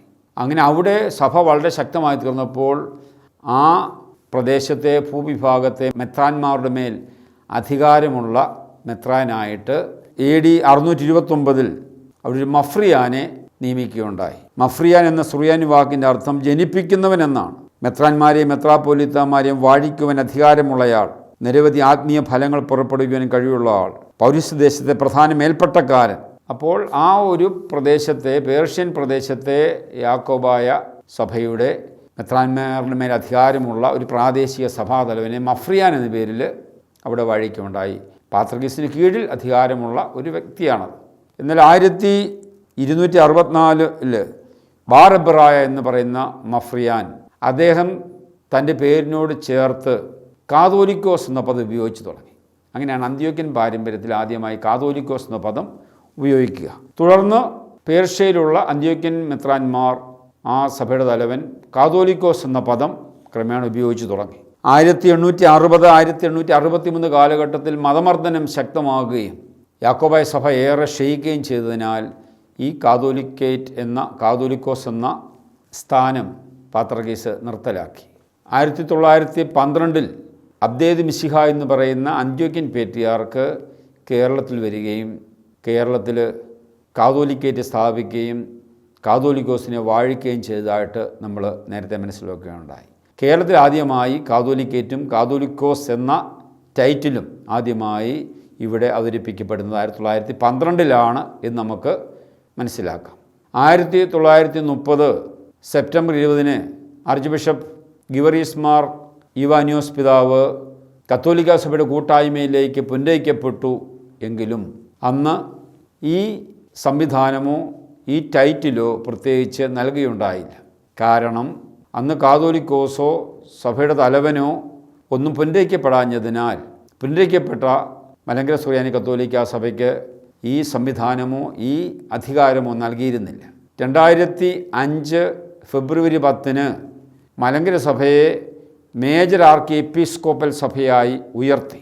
നമുക്കറിയാം, പൗരസ്ത്യ കാനൻ അനുസരിച്ച് പേട്രിയാർക്കൽ സ്ഥാനമോ സംവിധാനമോ ഇല്ലാത്ത സഭകൾ ആ തലത്തിലേക്ക് ഉയർന്നു വരുമ്പോൾ അവർക്ക് കൊടുക്കുന്ന പ്രത്യേക സ്ഥാനമായിരുന്നു മേജർ ആർക്കി എപ്പിസ്കോപ്പൽ പദവി എന്നുള്ളത്. മേജർ ആർച്ച് ബിഷപ്പായിട്ടാണ് അദ്ദേഹത്തെ വാഴിച്ചിരുന്നത്. അങ്ങനെ 4 സഭാ സമൂഹങ്ങളാണുള്ളത്. Ukrainian major archbishop, Syro Malabar major archbishop, Syro Malankara major archbishop, അതുപോലെ തന്നെ Romanian major archbishop. 4 major archiepiscopal സഭകളാണ് പൗരസ്ത്യ സഭകളിലുള്ളത്. ബാക്കിയുള്ള സഭകളൊക്കെ പേട്രിയാർക്കൽ സംവിധാനത്തിലുള്ളതും അല്ലെങ്കിൽ മെട്രോപൊളിറ്റൻ സംവിധാനത്തിലുള്ള സഭകളുമാണ്. 2005 ഫെബ്രുവരി 10 മലങ്കര സഭയെ മേജർ ആർക്കി എപ്പിസ്കോപ്പൽ സഭയായി ഉയർത്തി. അപ്പോൾ ഇവിടുത്തെ സഭയുടെ തലവനെ മേജർ ആർച്ച് ബിഷപ്പ് എന്ന് നമുക്ക് വിളിക്കാനുള്ള അധികാരം ലഭിക്കുകയുണ്ടായി. എന്നാൽ സുറിയാനി സഭയുടെ പാരമ്പര്യമനുസരിച്ച്, മലങ്കര സഭയുടെ ഇവിടുത്തെ പാരമ്പര്യമനുസരിച്ച് ഒരു സൂനോദോസ് സംവിധാനമുള്ള മെത്രാന്മാരുടെ മേൽ അധികാരമുള്ള ഭരണാധികാരിയെ വിളിക്കുന്നത് കാതോലിക്കോസ് എന്നാണ്. ഈ പശ്ചാത്തലത്തിൽ മേജർ ആർച്ച് ബിഷപ്പ് എന്നതിനോടുകൂടി കാതോലിക്കോസ് എന്ന ടൈറ്റിലൂടെ നാം കൂട്ടിച്ചേർക്കുകയുണ്ടായി. അപ്പോൾ റോമിൽ നിന്നും പ്രത്യേകിച്ച് മേജർ ആർക്കി എപ്പിസ്കോപ്പൽ സഭയായി സഭയെ ഉയർത്തിയപ്പോൾ, ഈ സഭയുടെ തലവനെ മേജർ ആർച്ച് ബിഷപ്പായി ഉയർത്തിയപ്പോൾ ഈ സഭയുടെ പാരമ്പര്യമനുസരിച്ച് മേജർ ആർച്ച് ബിഷപ്പ് എന്ന് പറയുക കാതോലിക്കോസാണ്.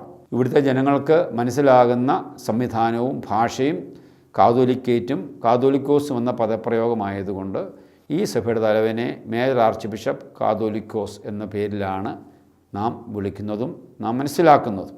പൗരസ്ത്യ സഭയുടെ കാനൻ ലോ ക്രോഡീകരിച്ചപ്പോൾ 23 പൗരസ്ത്യ സഭകൾക്കും വേണ്ടി CCEO എന്ന് പറയുന്ന കാനൂൻ നിയമ സംവിധാനമുണ്ട്. എന്നാൽ അതിനകത്ത് പ്രത്യേകിച്ച് കാതോലിക്കോസ് എന്ന പദപ്രയോഗം ഉപയോഗിക്കുന്നില്ല. 23 പൗരസ്ത്യ സഭകൾക്കും കോമണായിട്ടുള്ള ഈ പൗരസ്ത്യ കാനൻ നിയമത്തിൽ മേജർ ആർച്ച് ബിഷപ്പ് എന്ന പദവിയെക്കുറിച്ച് മാത്രമാണ് അവതരിപ്പിച്ചിട്ടുള്ളത്. കാതോലിക്കോസ് എന്ന പദം അവിടെ പ്രത്യേകമായിട്ട് ഉപയോഗിച്ചിട്ടില്ല. എന്നാൽ ഓരോ പ്രാദേശിക സഭയും മേജർ ആർച്ച് ബിഷപ്പിന് തത്തുല്യമായ ടൈറ്റിൽസ് കൊടുക്കാൻ അവർക്ക് അധികാരമുണ്ട് എന്ന് പ്രത്യേകമായിട്ട് അവിടെ സൂചിപ്പിച്ചിട്ടുണ്ട്. അങ്ങനെ മലങ്കര സുറിയാനി കത്തോലിക്ക സഭ ഈ സഭയുടെ പാരമ്പര്യമനുസരിച്ച് മേജർ ആർച്ച് ബിഷപ്പ് എന്നതിനോട് ചേർത്ത് കാതോലിക്ക ബാവ എന്ന ടൈറ്റിൽ കൂടി ഉപയോഗിച്ചിരിക്കുന്നു. മലങ്കര സുറിയാനി കത്തോലിക്ക സഭയുടെ തലവൻ മേജർ ആർച്ച് ബിഷപ്പ് കാതോലിക്കോസ് ആയിരിക്കും എന്ന് നമ്മുടെ സഭയുടെ പ്രത്യേക നിയമത്തിൽ രേഖപ്പെടുത്തിയിട്ടുണ്ട്. ഈ പ്രത്യേക നിയമം റോം അംഗീകരിച്ച് നമുക്ക് തന്നിട്ടുള്ളതുമാണ്. 12ാമത്തെ പാഠം മലങ്കര കത്തോലിക്ക സഭയിലെ സന്യാസ സമൂഹങ്ങൾ. നമുക്കറിയാം മലങ്കര സഭയിൽ വിവിധ സന്യാസ സമൂഹങ്ങളുണ്ട്. പുരുഷന്മാർക്കും സ്ത്രീകൾക്കുമായിട്ട് വിവിധ സന്യാസ സമൂഹങ്ങൾ. അതാരംഭിച്ച് തന്നെ ദേവദാസൻ മാർ ഇവാനിയോസ് മെത്രാപ്പോലീത്തയാണ്. അദ്ദേഹം ഓർത്തഡോക്സ് സഭയിലായിരിക്കുമ്പോൾ 1919 ഓഗസ്റ്റ് 15 പുരുഷന്മാർക്ക് വേണ്ടി ബഥനി സന്യാസ സമൂഹം OIC the order of the imitation of Christ എന്ന സന്യാസ സമൂഹം ആരംഭിച്ചു. 1925 സന്യാസിനികൾക്ക് വേണ്ടി ബഥനി സന്യാസിനി സമൂഹം SIC sisters of the imitation of Christ എന്ന പേരിൽ SIC എന്ന സന്യാസിനി സമൂഹം സ്ത്രീകൾക്ക് വേണ്ടി അദ്ദേഹം സ്ഥാപിച്ചു. അദ്ദേഹം കത്തോലിക്ക സഭയിലേക്ക് കടന്നു വന്നപ്പോൾ ഈ സന്യാസ സമൂഹങ്ങളും കത്തോലിക്ക സഭയുടെ ഭാഗമായി തീർന്നു. തുടർന്ന് ദേവദാസൻ മാർ യുവാനിയോസ് പിതാവിൻ്റെ താൽപ്പര്യപ്രകാരം മാർത്താണ്ഡം കേന്ദ്രമാക്കി പാലായിൽ പ്രവിത്താനും ഇടവകാംഗമായ സീറോ മലബാർ സഭയിൽപ്പെട്ട ജോസഫ് കുഴിഞ്ഞാലച്ചൻ 1934 മാർത്താണ്ഡത്ത് വന്ന് മിഷൻ പ്രവർത്തനം ആരംഭിക്കുകയും 1938 മെയ് 8 ദേവദാസൻ മാർ യുവാനിയോസ് പിതാവിൻ്റെ അനുഗ്രഹ ആശീസ്സോടുകൂടി ആരംഭിച്ച സന്യാസിനി പ്രസ്ഥാനമാണ് മേരി മക്കൾ സമൂഹം, ഡോട്ടേഴ്സ് ഓഫ് മേരി. ഈ 3 സന്യാസ സമൂഹങ്ങളാണ് മലങ്കര സഭയുമായി വളരെ അടുത്ത് ബന്ധപ്പെട്ട് വളർന്നു വന്നിട്ടുള്ള സന്യാസ സമൂഹങ്ങൾ. എന്നാൽ അതേസമയം തന്നെ ലത്തീൻ സഭയിൽ രൂപപ്പെടുകയും മലങ്കര സഭയിൽ ശുശ്രൂഷ നടത്തുകയും ചെയ്യുന്ന നിരവധി സന്യാസ സമൂഹങ്ങളുണ്ട്. പേര് മാത്രം ഞാൻ സൂചിപ്പിക്കാം. ഫ്രാൻസിസ്കൻ മിഷണറി സമൂഹം, കുരിശുമല ആശ്രമം, ക്രിസ്തു സന്യാസ സമാജ്, ധ്യാനാശ്രമം, ക്രിസ്തു സന്യാസ സമാജം, കപ്പൂച്ചിൻ സന്യാസ സമൂഹം, സലേഷ്യൻ സമൂഹം, ഹോളി സ്പിരിറ്റ് സിസ്റ്റേഴ്സ്, തിരുഹൃദയ സന്യാസിനി സഭ, ഉപവിയുടെ വിൻസെൻ്റ് പോൾ സന്യാസിനി സമൂഹം, മൗണ്ട് താബോർ സന്യാസിനി സമൂഹം, സ്നേഹഗിരി സിസ്റ്റേഴ്സ്, ദീനസേവന സഭ, ഗത്സമൻ സമർപ്പിത സത്സംഗം, ദൈവപരിപാലനയുടെ ചെറിയ ദാസികൾ, ബസീലിയൻ സിസ്റ്റേഴ്സ്, സലേഷ്യൻ സിസ്റ്റേഴ്സ്, വിശുദ്ധ സ്നാപയോഹനാൻ്റെ സന്യാസിനി സമൂഹം തുടങ്ങിയ സന്യാസിനി സമൂഹങ്ങൾ മലങ്കരയിൽ ശുശ്രൂഷ ചെയ്യുന്നുണ്ട് എന്ന് നമ്മൾ മനസ്സിലാക്കണം. 13ാം പാഠം പെന്തക്കോസ്ത് സമൂഹങ്ങളുടെ തെറ്റായ പ്രബോധനങ്ങൾ. നമുക്കറിയാവുന്ന പോലെ 16ാം നൂറ്റാണ്ടിൽ കത്തോലിക്ക സഭയ്ക്ക് എതിരായി ശക്തമായി രൂപപ്പെട്ട ഒരു പ്രസ്ഥാനമാണ് പ്രൊട്ടസ്റ്റൻറ്റിസം. അതിൻ്റെ തലതൊട്ടപ്പനാണ് മാർട്ടിൻ ലൂതർ. നമ്മൾ നേരത്തെ ക്ലാസ്സിൽ അത് പഠിച്ചതാണ്. മാർട്ടിൻ ലൂതർ ആരംഭിച്ച പ്രൊട്ടസ്റ്റൻ്റ് വിപ്ലവത്തിലൂടെ പ്രൊട്ടസ്റ്റൻ്റ് സഭാസമൂഹങ്ങൾ ശക്തിപ്പെടുകയുണ്ടായി. അങ്ങനെ പ്രൊട്ടസ്റ്റൻ്റ് സഭകൾ ജർമ്മനിയിലും ഫ്രാൻസിലും സ്വിറ്റ്സർലൻഡിലും ശക്തമായി രൂപപ്പെട്ടു. ജോൺ കാൽവിൻ, സ്വിംഗ്ലി എന്നിവരിലൂടെ സ്വിറ്റ്സർലൻഡിലും ഫ്രാൻസിലും ഈ പ്രൊട്ടസ്റ്റൻ്റ് സമൂഹം ശക്തിപ്പെട്ടു. തുടർന്ന് ഇംഗ്ലണ്ടിൽ ഹെൻറി 8ാമൻ്റെ വിവാഹവുമായി ബന്ധപ്പെട്ട് കത്തോലിക്ക സഭയുമായി പ്രതിസന്ധി ഉണ്ടാകുകയും ഹെൻറി 8ാമൻ ഇംഗ്ലണ്ടിലെ സഭയെ സ്വതന്ത്രമാക്കുകയും ചെയ്തതോടുകൂടി പ്രൊട്ടസ്റ്റൻ്റ് സഭകൾ കത്തോലിക്ക സഭയിൽ നിന്ന് സ്വതന്ത്ര സഭാസമൂഹങ്ങളായിട്ട് വളർന്നു വന്നു. അപ്പോൾ കത്തോലിക്കാ സഭയെ നവീകരിക്കാൻ ആരംഭിച്ച പ്രൊട്ടസ്റ്റന്റിസത്തിൽ ആളുകൾ അസംതൃപ്തരായി. അവരുദ്ദേശിച്ച നവീകരണമൊന്നും പ്രൊട്ടസ്റ്റന്റ് സഭയിൽ നടക്കുന്നില്ല എന്ന് മനസ്സിലാക്കി ഇംഗ്ലണ്ടിലെ സഭയിൽ വീണ്ടും വീണ്ടും വലിയ നവീകരണ ചിന്താധാരകൾ രൂപപ്പെടുകയുണ്ടായി. അങ്ങനെ വിവിധ സഭാ സമൂഹങ്ങൾ ഇംഗ്ലണ്ടിൽ രൂപപ്പെടുകയുണ്ടായി. അങ്ങനെ 1800 ശേഷം ഇംഗ്ലണ്ടിൽ വിവിധ സഭാ സമൂഹങ്ങൾ രൂപപ്പെടുകയും വിവിധ ചിന്താധാരകൾ ശക്തമാകുകയും ചെയ്തു. പെന്തക്കോസ്റ്റലിസം ആരംഭിക്കുന്നത് 1901 ജനുവരി 1 അമേരിക്കയിലെ ടോപ്പേക്ക, കൻസാസ് എന്ന് പറയുന്ന സ്ഥലത്ത് ചാൾസ് എഫ് ഫർഹാം എന്ന് പറയുന്ന പാസ്റ്റർ അദ്ദേഹം നടത്തിക്കൊണ്ടിരുന്ന ബൈബിൾ സ്കൂളിൽ അദ്ദേഹത്തിൻ്റെ ശുശ്രൂഷയ്ക്കിടയിൽ ആഗ്നസ് ഓസ്മാൻ എന്ന് പറയുന്ന വിദ്യാർത്ഥിനി മറുഭാഷ സംസാരിച്ചു. അവർ സംസാരിച്ച ചൈനീസ് ഭാഷയിലാണെന്നാണ് പറയുക. ചൈനീസ് ഭാഷ പഠിക്കാത്ത ആഗ്നസ് ഓസ്മാൻ ചൈനീസ് ഭാഷയിൽ സംസാരിച്ചു. അങ്ങനെ പരിശുദ്ധാത്മാവിന് വലിയ ഇടപെടൽ അവിടെ ഉണ്ടായി എന്ന് അവർ മനസ്സിലാക്കി. ഫർഹാമിൻ്റെ നേതൃത്വത്തിൽ അങ്ങനെ ഈ മറുഭാഷയിൽ ആകൃഷ്ടരായി പെന്തക്കോസ്റ്റ് ചിന്താധാര പതുക്കെ രൂപപ്പെട്ടു വന്നു. 1905 ഇവർ ടെക്സാസിലേക്ക് വരികയും ധാരാളം ഉണർവ് യോഗങ്ങൾ നടത്തുകയുണ്ടായി. 1906 ലോസ് ആഞ്ചലസിലുള്ള അസൂസ സ്ട്രീറ്റിൽ വില്യം സൈമൂർ എന്ന് പറയുന്ന ആഫ്രിക്കൻ പാസ്റ്റർ നേതൃത്വത്തിൽ ഉണർവ് യോഗങ്ങൾ നടക്കുകയുണ്ടായി. ആ ഉണർവ് യോഗത്തിൽ ആത്മാവിൻ്റെ പകർച്ചയുണ്ടായെന്നും പെന്തക്കോസ്ത് അനുഭവം ഉണ്ടായിരുന്നും അവിടെ കൂടിയിരുന്ന എല്ലാവരും മറുഭാഷ സംസാരിച്ചുവെന്നും പറയപ്പെടുന്നു. ഈ സംഭവത്തെ ആശയത്തെയും അടിസ്ഥാനപ്പെടുത്തിയാണ് പെന്തക്കോസ്ത് പ്രസ്ഥാനം വളർന്നു വന്നത്. 1914 ആദ്യ പെന്തക്കോസ്ത് സമൂഹം അഥവാ church of God in Christ സ്ഥാപിക്കുകയുണ്ടായി. ഈ സഭാ സമൂഹങ്ങൾ ലോകത്തിൻ്റെ വിവിധ സ്ഥലങ്ങളിലേക്ക് പിന്നീട് പറിച്ചു നടപ്പെട്ടു, വിവിധ സ്ഥലങ്ങളിൽ രൂപപ്പെട്ടു വന്നു. നമുക്കറിയാം, ലൂതറൻ ചർച്ചിന് മാർട്ടിൻ ലൂതർ പ്രൊട്ടസ്റ്റന്റ് സഭ ആരംഭിച്ചെങ്കിലും അതിനൊരു സഭയുടെ സ്ട്രക്ചർ ഉണ്ടായിരുന്നു. എന്നാൽ എല്ലാ സഭാ സംവിധാനത്തെയും വെല്ലുവിളിച്ചുകൊണ്ടാണ് പ്രൊട്ടസ്റ്റന്റിസം വളർന്നു വന്നത്. ചുരുക്കത്തിൽ സഭാ സംവിധാനത്തിൻ്റെ അവസാനത്തെ ആണിയും അവർ ഊരിയെടുത്ത് സഭയെ സ്വതന്ത്രമാക്കി. പ്രൊട്ടസ്റ്റന്റിസം തള്ളിക്കളഞ്ഞ കത്തോലിക്ക പാരമ്പര്യങ്ങളെയും വിശ്വാസ പ്രമാണങ്ങളെയും കൂടാതെ മറ്റു പല വിശ്വാസത്വത്തെയും പെന്തക്കോസ്റ്റലിസം തള്ളിക്കളഞ്ഞു. എന്നാൽ പെന്തക്കോസ്റ്റലിസം എല്ലാ പൗരോഹിത്യ ശുശ്രൂഷയെയും അധികാരത്തെയും തള്ളിക്കളഞ്ഞു. എല്ലാവരും പുരോഹിതരാണ് എന്ന ആ ഒരു ധാരണയിലേക്ക് പെന്തക്കോസ്റ്റലിസം എത്തിച്ചേർന്നു. എഴുതപ്പെട്ട പ്രാർത്ഥനകളൊന്നും തന്നെ വേണ്ട, ആത്മാവ് പ്രേരിപ്പിക്കുന്നതനുസരിച്ച് പ്രാർത്ഥിച്ചാൽ മതി. ദേവാലയങ്ങളും ദേവാലയ സംവിധാനങ്ങളും നിരാകരിച്ചു. എഴുതപ്പെട്ട ഒരു വിശ്വാസത്വവുമില്ല എന്നും വിശുദ്ധ ബൈബിൾ മാത്രമാണ് വിശ്വാസ പ്രമാണമെന്നും വിശുദ്ധ ബൈബിൾ മാത്രമാണ് വിശ്വാസത്തിൻ്റെ ഉറവിടമെന്നും അവർ പഠിപ്പിച്ചു. കർത്താവ് ദൃശ്യമായ സഭ സ്ഥാപിച്ചില്ല എന്നും അതിനാൽ കർത്താവിൻ്റെ യഥാർത്ഥ സഭ അദൃശ്യമാണെന്നും അതിനാൽ പൗരോഹിത്യമോ എപ്പിസ്കോപ്പസിയോ അധികാരത്തിൻ്റെ കൈമാറ്റമോ കൈവപ്പോ സൂനോദോസുകളോ ഒന്നും ആവശ്യമില്ല എന്നവർ പഠിപ്പിച്ചു. ശിശുസ്നാനത്തെ എതിർത്തു. പകരം പ്രായപൂർത്തിയായവർക്ക് വിശ്വാസം ഏറ്റുപറഞ്ഞ് പരിശുദ്ധാത്മ സ്നാനം വീണ്ടും ജന്മം എന്ന ആശയം പ്രചരിപ്പിച്ചു. കലകളെയും കലാരൂപങ്ങളെയും ചിത്രങ്ങളെയും ദേവാലയ സംവിധാനങ്ങളെയും തള്ളിക്കളഞ്ഞ് പ്രാർത്ഥനാ ഹാളുകൾ ക്രമീകരിച്ചു. ആരാധനയിലെ കാതടപ്പിക്കുന്ന ശബ്ദഘോഷങ്ങളുടെയും താളമേളങ്ങളുടെയും അകമ്പടിയാൽ എല്ലാവർക്കും മനസ്സിനും ശരീരത്തിനും ഉണർവ് നൽകുന്ന, ഇളക്കം നൽകുന്ന ആരാധന രീതികൾ അവലംബിച്ചു. കൂട്ടായ്മ എല്ലാവരും പ്രാർത്ഥിക്കുവാനും പ്രവചിക്കുവാനും മറുഭാഷ പറയുവാനും അവസരം നൽകി.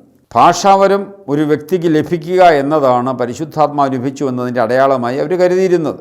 പരമ്പരാഗതമായ ആരാധനാ രീതികളെയും ആധ്യാത്മിക രീതികളെയും തകിടം മറിച്ച് ശരീരത്തിനും മനസ്സിനും ഉന്മേഷം നൽകുന്ന സ്വയം പ്രേരിത പ്രാർത്ഥനയും ആരാധനാ രീതികളും സ്വീകരിച്ചു. അനുഭവം, അനുഭൂതി, അത്ഭുതമടയാളം എന്നീ അടിസ്ഥാനത്തിന്മേൽ പെന്തക്കോസ്റ്റലിസം പണിതുയർത്തപ്പെട്ടു. ഇന്ന് പെന്തക്കോസ്റ്റലിസം നമുക്കറിയാം ലോകത്തിലെ വിവിധ സ്ഥലങ്ങളിൽ ശക്തി പ്രാപിച്ചുകൊണ്ടിരിക്കുന്നു എന്ന് നമുക്ക് അറിയാനായിട്ട് സാധിക്കും. എന്നാൽ പെന്തക്കോസ്റ്റലിസത്തിൻ്റെ അടിസ്ഥാന യാഥാർത്ഥ്യങ്ങളെക്കുറിച്ചൊരു വാക്ക് പറഞ്ഞ് നമുക്ക് ഈ ഭാഗം അവസാനിപ്പിക്കാം. ആഫ്രിക്കക്കാരനായ വില്യം സൈമൂർ അദ്ദേഹം അസൂസ സ്ട്രീറ്റിൽ ഈ ശുശ്രൂഷ നടത്തിയപ്പോഴാണ് ഈ ആത്മാവിൻ്റെ പകർച്ചയുണ്ടാകുന്നതും മറുഭാഷയിൽ സംസാരിക്കുന്നതും. അങ്ങനെ അനുഭവം ലഭിച്ച എല്ലാവരും ഒന്നുചേർന്നാണ് പെന്തക്കോസ്റ്റലിസത്തിന് തുടക്കമിട്ട് നമ്മൾ കാണുകയുണ്ടായി. ഈ വില്യം സൈമൂർ ആഫ്രിക്കയിലെ ഗോത്രവർഗ്ഗക്കാരനായിരുന്നു. അദ്ദേഹത്തിൻ്റെ ആത്മീയമായ അനുഭവം പരിചയം എന്ന് പറയുക ആഫ്രിക്കൻ സംസ്കാരമാണ്. നമുക്കറിയാം, ലോകത്തിൽ 3 ആധ്യാത്മിക ശൈലികളുണ്ട്. യൂറോപ്പിൻ്റെ ആധ്യാത്മിക ശൈലി ബുദ്ധിപരമാണ്, റാഷണലാണ്.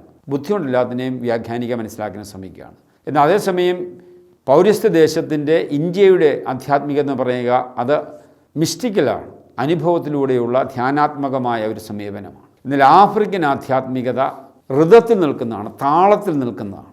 അതുകൊണ്ട് ആഫ്രിക്കൻ ആധ്യാത്മികത എപ്പോഴും താളവുമായി ബന്ധപ്പെട്ടാണ്. ഒരു പ്രത്യേക താളത്തിൽ കൊട്ടുമ്പോൾ ദൈവം ഇറങ്ങി വരുന്നു എന്നവർക്ക് അനുഭവമാവുകയാണ്. അപ്പോൾ ആഫ്രിക്കൻ ആധ്യാത്മികത റിഥമിക്കാണ്, താളവുമായി ബന്ധപ്പെട്ടാണ്. ഈ വില്യം സൈമൂർ ആഫ്രിക്കൻ ഗോത്രവംശജൻ, അവൻ കണ്ടുപഠിച്ചിട്ടുള്ള ഗോത്ര സംസ്കാരത്തിലെ ആധ്യാത്മികതയിൽ ഈ കൊട്ടും പാട്ടിൻ്റെയും വലിയ താളമേളങ്ങളുടെയും അനുഭവം അദ്ദേഹത്തിൻ്റെ ഉള്ളിൽ ശക്തമായിരുന്നു. അദ്ദേഹം ക്രിസ്ത്യാനിറ്റിയിലേക്ക് വന്ന് ബൈബിൾ പഠിച്ച് ഈ സമൂഹത്തെ ഒത്തുചേർത്തപ്പോൾ അദ്ദേഹം അവതരിപ്പിച്ച ആധ്യാത്മികത ഈ താളമേളങ്ങളിടയിൽ യേശുവിനെ അവതരിപ്പിക്കുന്ന ഒരു ആധ്യാത്മികത രൂപപ്പെടുത്തി. അങ്ങനെ താളത്തിൻ്റെയും മേളത്തിൻ്റെയും ശക്തമായ പശ്ചാത്തലത്തിൽ മനുഷ്യനുള്ളിൽ വലിയ ഇളക്കം അനുഭവപ്പെടുക സാധാരണമായി. അതുകൊണ്ടാണ് പെന്തക്കോസ്ത് ആധ്യാത്മികത കാതലെന്ന് പറയുന്ന താളമാണ്, ശബ്ദമാണ്. അതുകൊണ്ടാണ് വലിയ സൗണ്ട് സിസ്റ്റവും വലിയ താളമേളങ്ങളും എപ്പോഴും ഇതിന് ആവശ്യമാണ്. പെന്തക്കോസ്റ്റലിസം ആദ്യകാലത്ത് നമ്മുടെ നാട്ടിൽ 1920കളിൽ പെന്തക്കോസ്റ്റലിസം കേരളത്തിൽ വന്നു എന്നാണ് മനസ്സിലാക്കപ്പെടുന്നത്. അന്ന് വലിയ സൗണ്ട് സിസ്റ്റമോ മ്യൂസിക്കൽ സിസ്റ്റമോ ഒന്നുമില്ല. അന്ന് ആകെപ്പാടി ഉണ്ടായിരുന്നത് തമ്പേറും സൈട്രവുമാണ്. അന്ന് മറ്റൊരു സഭ പോലും തമ്പേറും സൈട്രവും ആരാധനയ്ക്ക് ഉപയോഗിച്ചിരുന്നില്ല. അപ്പോൾ പെന്തക്കോസ്തുകാരാണ് ആദ്യമായിട്ട് ട്രമ്മും സൈട്രവും ഉപയോഗിച്ച് ആരാധന നടത്താൻ തുടങ്ങിയത്. അപ്പോൾ അവർക്ക് താളവും മേളവും ഇല്ലാതെ അവർക്ക് ദൈവാനുഭവം ഉണ്ടാകത്തില്ല. കാരണം അത് ആഫ്രിക്കൻ ആത്മീയതയിൽ നിന്നും ഗോത്ര ആധ്യാത്മികം രൂപപ്പെട്ട താളത്തിൻ്റെയും മേളത്തിൻ്റെയും അടിസ്ഥാനം രൂപപ്പെട്ട വലിയൊരു ശൈലിയാണ്. അതുകൊണ്ടാണ് ഈ പെന്തക്കോസ്റ്റ് ആത്മീയതയിൽ എപ്പോഴും വലിയ സൗണ്ട് സിസ്റ്റത്തിൻ്റെയും വലിയ താളമേളങ്ങളുടെയും അകമ്പടി എപ്പോഴും ആവശ്യമായിരിക്കുക. അവിടെയാണ് ആധ്യാത്മികത രൂപപ്പെടുക. അവിടെ ആ ഒരു അനുഭൂതിയാണ് ആധ്യാത്മികതയായിട്ട് അവർ അതിനെ മനസ്സിലാക്കുകയും ചെയ്യും. നമുക്കറിയാം, മലങ്കര ആരാധനക്രമം, അന്ത്യോക്യൻ ആരാധനക്രമം രൂപപ്പെട്ടത് യഹൂദ പശ്ചാത്തലത്തിലാണ്.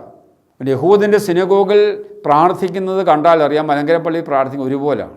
അപ്പോൾ യഹൂദൻ്റെ ധ്യാനാത്മകതയും വാചിക പ്രാർത്ഥനയും അവൻ്റെ സിനഗോഗിലെ പ്രാർത്ഥനയുടെയും അടിസ്ഥാനത്തിലാണ് ക്രിസ്തീയ ആധ്യാത്മികതയും ആരാധനയും എല്ലാം രൂപപ്പെടുക.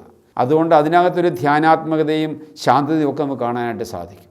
അപ്പോൾ പെന്തക്കോസ്റ്റലിസത്തിൻ്റെ ആധ്യാത്മികതയുടെ ഉറവിടമെന്ന് പറയുക ആഫ്രിക്കൻ ഗോത്രവംശ ആരാധനയുടെയും ആധ്യാത്മികതയുടെയും രീതിയാണ് എന്ന് നമ്മൾ മനസ്സിലാക്കണം. എന്നാൽ പൗരസ്ത്യ ആധ്യാത്മികത കൂടുതൽ ധ്യാനാത്മകവും ധ്യാനപരവുമാണ് എന്ന കാര്യവും നമ്മൾ മനസ്സിലാക്കണം. ഈ പെന്തക്കോസ്റ്റൽ ആധ്യാത്മികത ശരീരത്തിനും മനസ്സിനും എല്ലാം പെട്ടെന്ന് ഉണർവ് നൽകുന്നതാണ്, ആരെയും പെട്ടെന്ന് ആകർഷിക്കുന്നതാണ്, ആരെയും പെട്ടെന്ന് സ്വാധീനിക്കുന്നതാണെന്ന് നമുക്ക് മനസ്സിലാക്കാനായിട്ട് സാധിക്കും. ഈ പെന്തക്കോസ്റ്റൽ സമൂഹം അതൊരു സഭയെ അല്ല. കാരണം സഭയുടെ യാതൊരു അടിസ്ഥാനപരമായ കാര്യങ്ങളെയും അവർ അംഗീകരിക്കുന്നില്ല.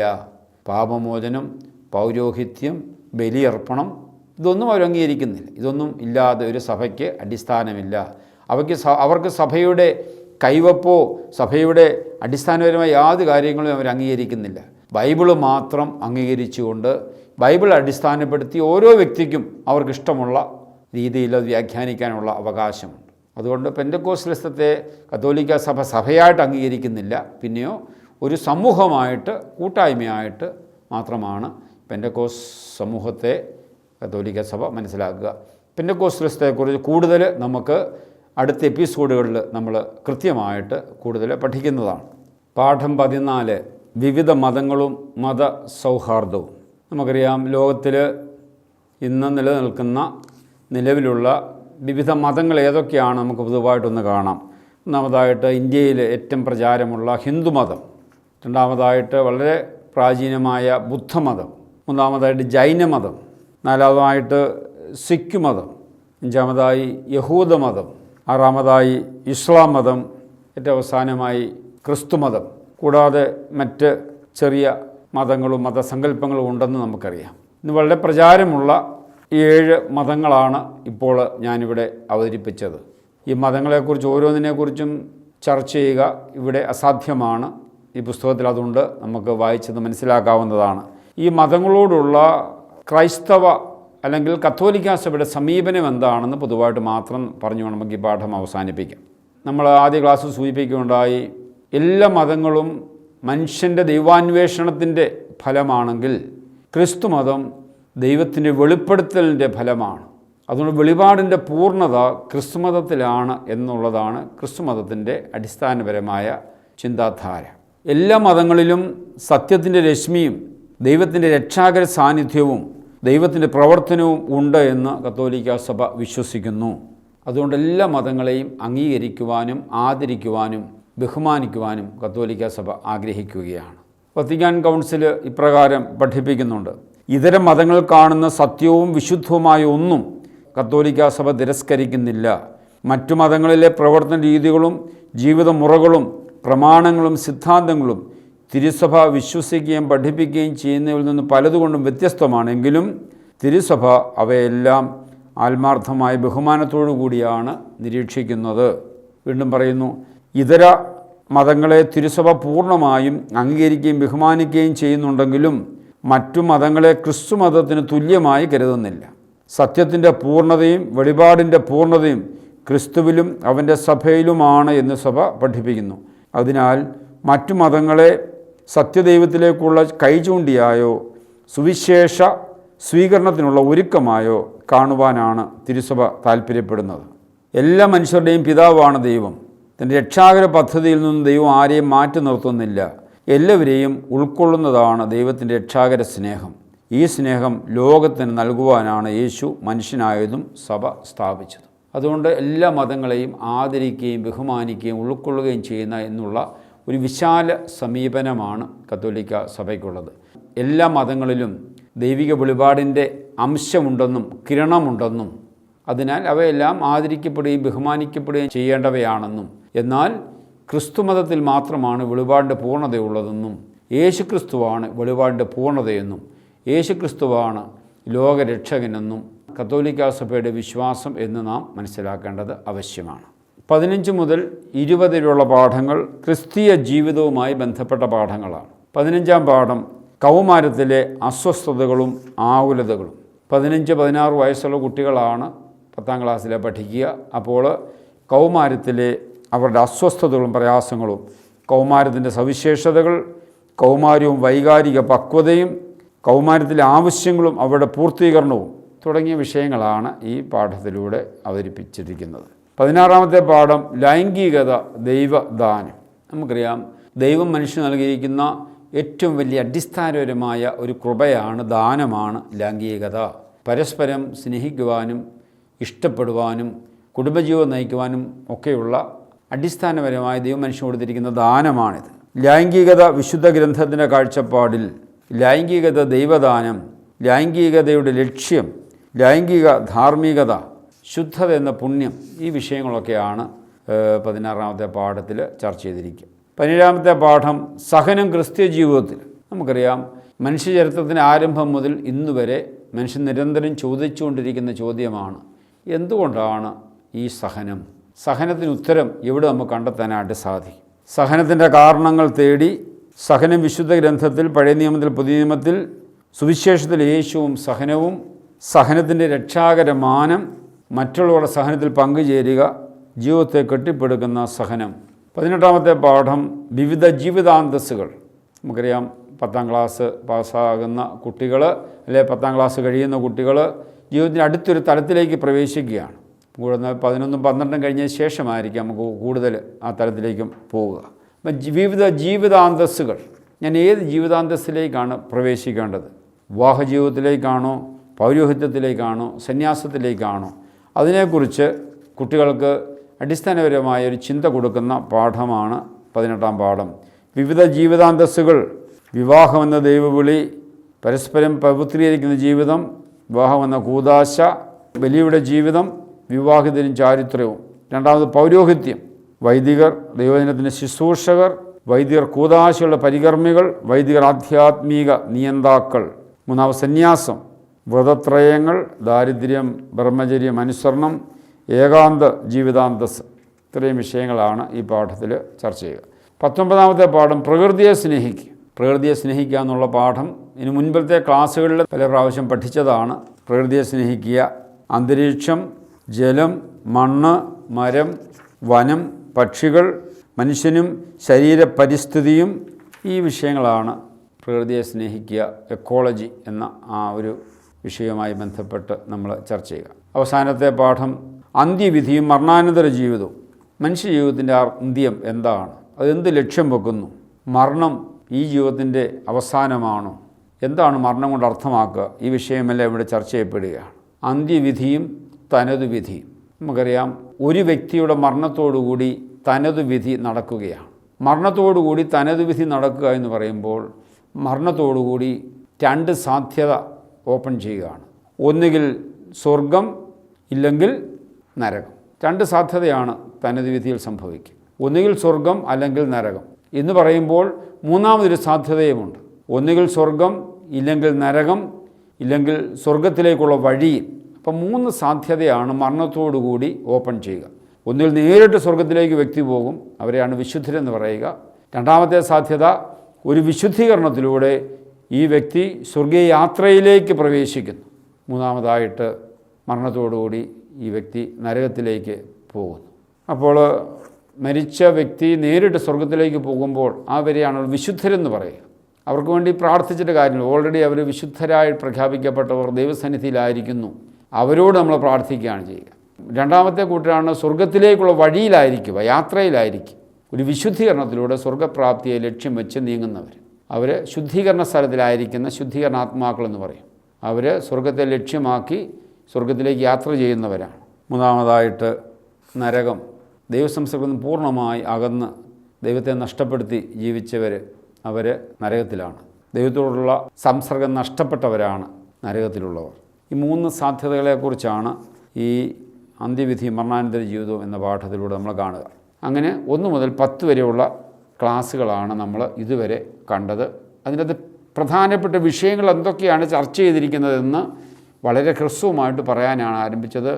എന്തൊക്കെ വിഷയങ്ങളാണ് ഈ പുസ്തകത്തിൽ അവതരിപ്പിച്ചിരിക്കുന്നത് എന്ന് കേൾവിക്കാർക്ക് മനസ്സിലാകുന്നതിന് വേണ്ടിയാണ് ഈ പുസ്തകത്തെ പൊതുവായിട്ടൊന്ന് അവതരിപ്പിക്കാനായിട്ട് ശ്രമിച്ചത്. മലങ്കര സുറിയാനി കത്തോലിക്ക സഭയുടെ ആരാധനാ ഭാഷ സുറിയാനിയാണ്, നമുക്കറിയാമല്ലോ, പാശ്ചാത്യ സുറിയാനി. അതുകൊണ്ട് പാശ്ചാത്യ സുറിയാനി ഭാഷയുടെ അക്ഷരമാല പ്രത്യേകമായിട്ട് 10ാം ക്ലാസ്സിൻ്റെ അവസാനം കൊടുത്തിട്ടുണ്ട്. കൂടാതെ കൗമ പ്രാർത്ഥന മുഴുവൻ പിതാവിനും പുത്രനും പരിശുദ്ധാത്മാവിനും സ്തുതി ആകുന്നില്ല നീക്കുവാമീൻ, ദൈവമേ നീ പരിശുദ്ധനാകുന്നു എന്ന് തുടങ്ങി സ്വർഗസ്ഥനായ പിതാവ്, കൃപ നിറഞ്ഞ മറിയം ഉൾപ്പെടെയുള്ള പ്രാർത്ഥനകൾ സുറിയാനി ഭാഷയിൽ കൊടുത്തിട്ടുണ്ട്. അതുപോലെ തന്നെ മലയാളത്തിൽ വായിക്കത്തക്ക രീതിയിൽ മലയാളത്തിലും അത് പ്രത്യേകമായിട്ട് കൊടുത്തിട്ടുണ്ട്. കൗമ പ്രാർത്ഥന കാണാതെ സുറിയാനിയിൽ പഠിക്കാൻ താല്പര്യമുള്ളവർക്ക് ഇത് ഉപകരിക്കും എന്നുള്ള കാര്യം പ്രത്യേകമായിട്ട് അറിയിച്ചു കൊള്ളട്ടെ. നമുക്ക് അടുത്ത എപ്പിസോഡിൽ 11ാം ക്ലാസ് നമുക്ക് കാണാം. എല്ലാവരെയും ദൈവം ധാരാളമായിട്ട് അനുഗ്രഹിക്കട്ടെ.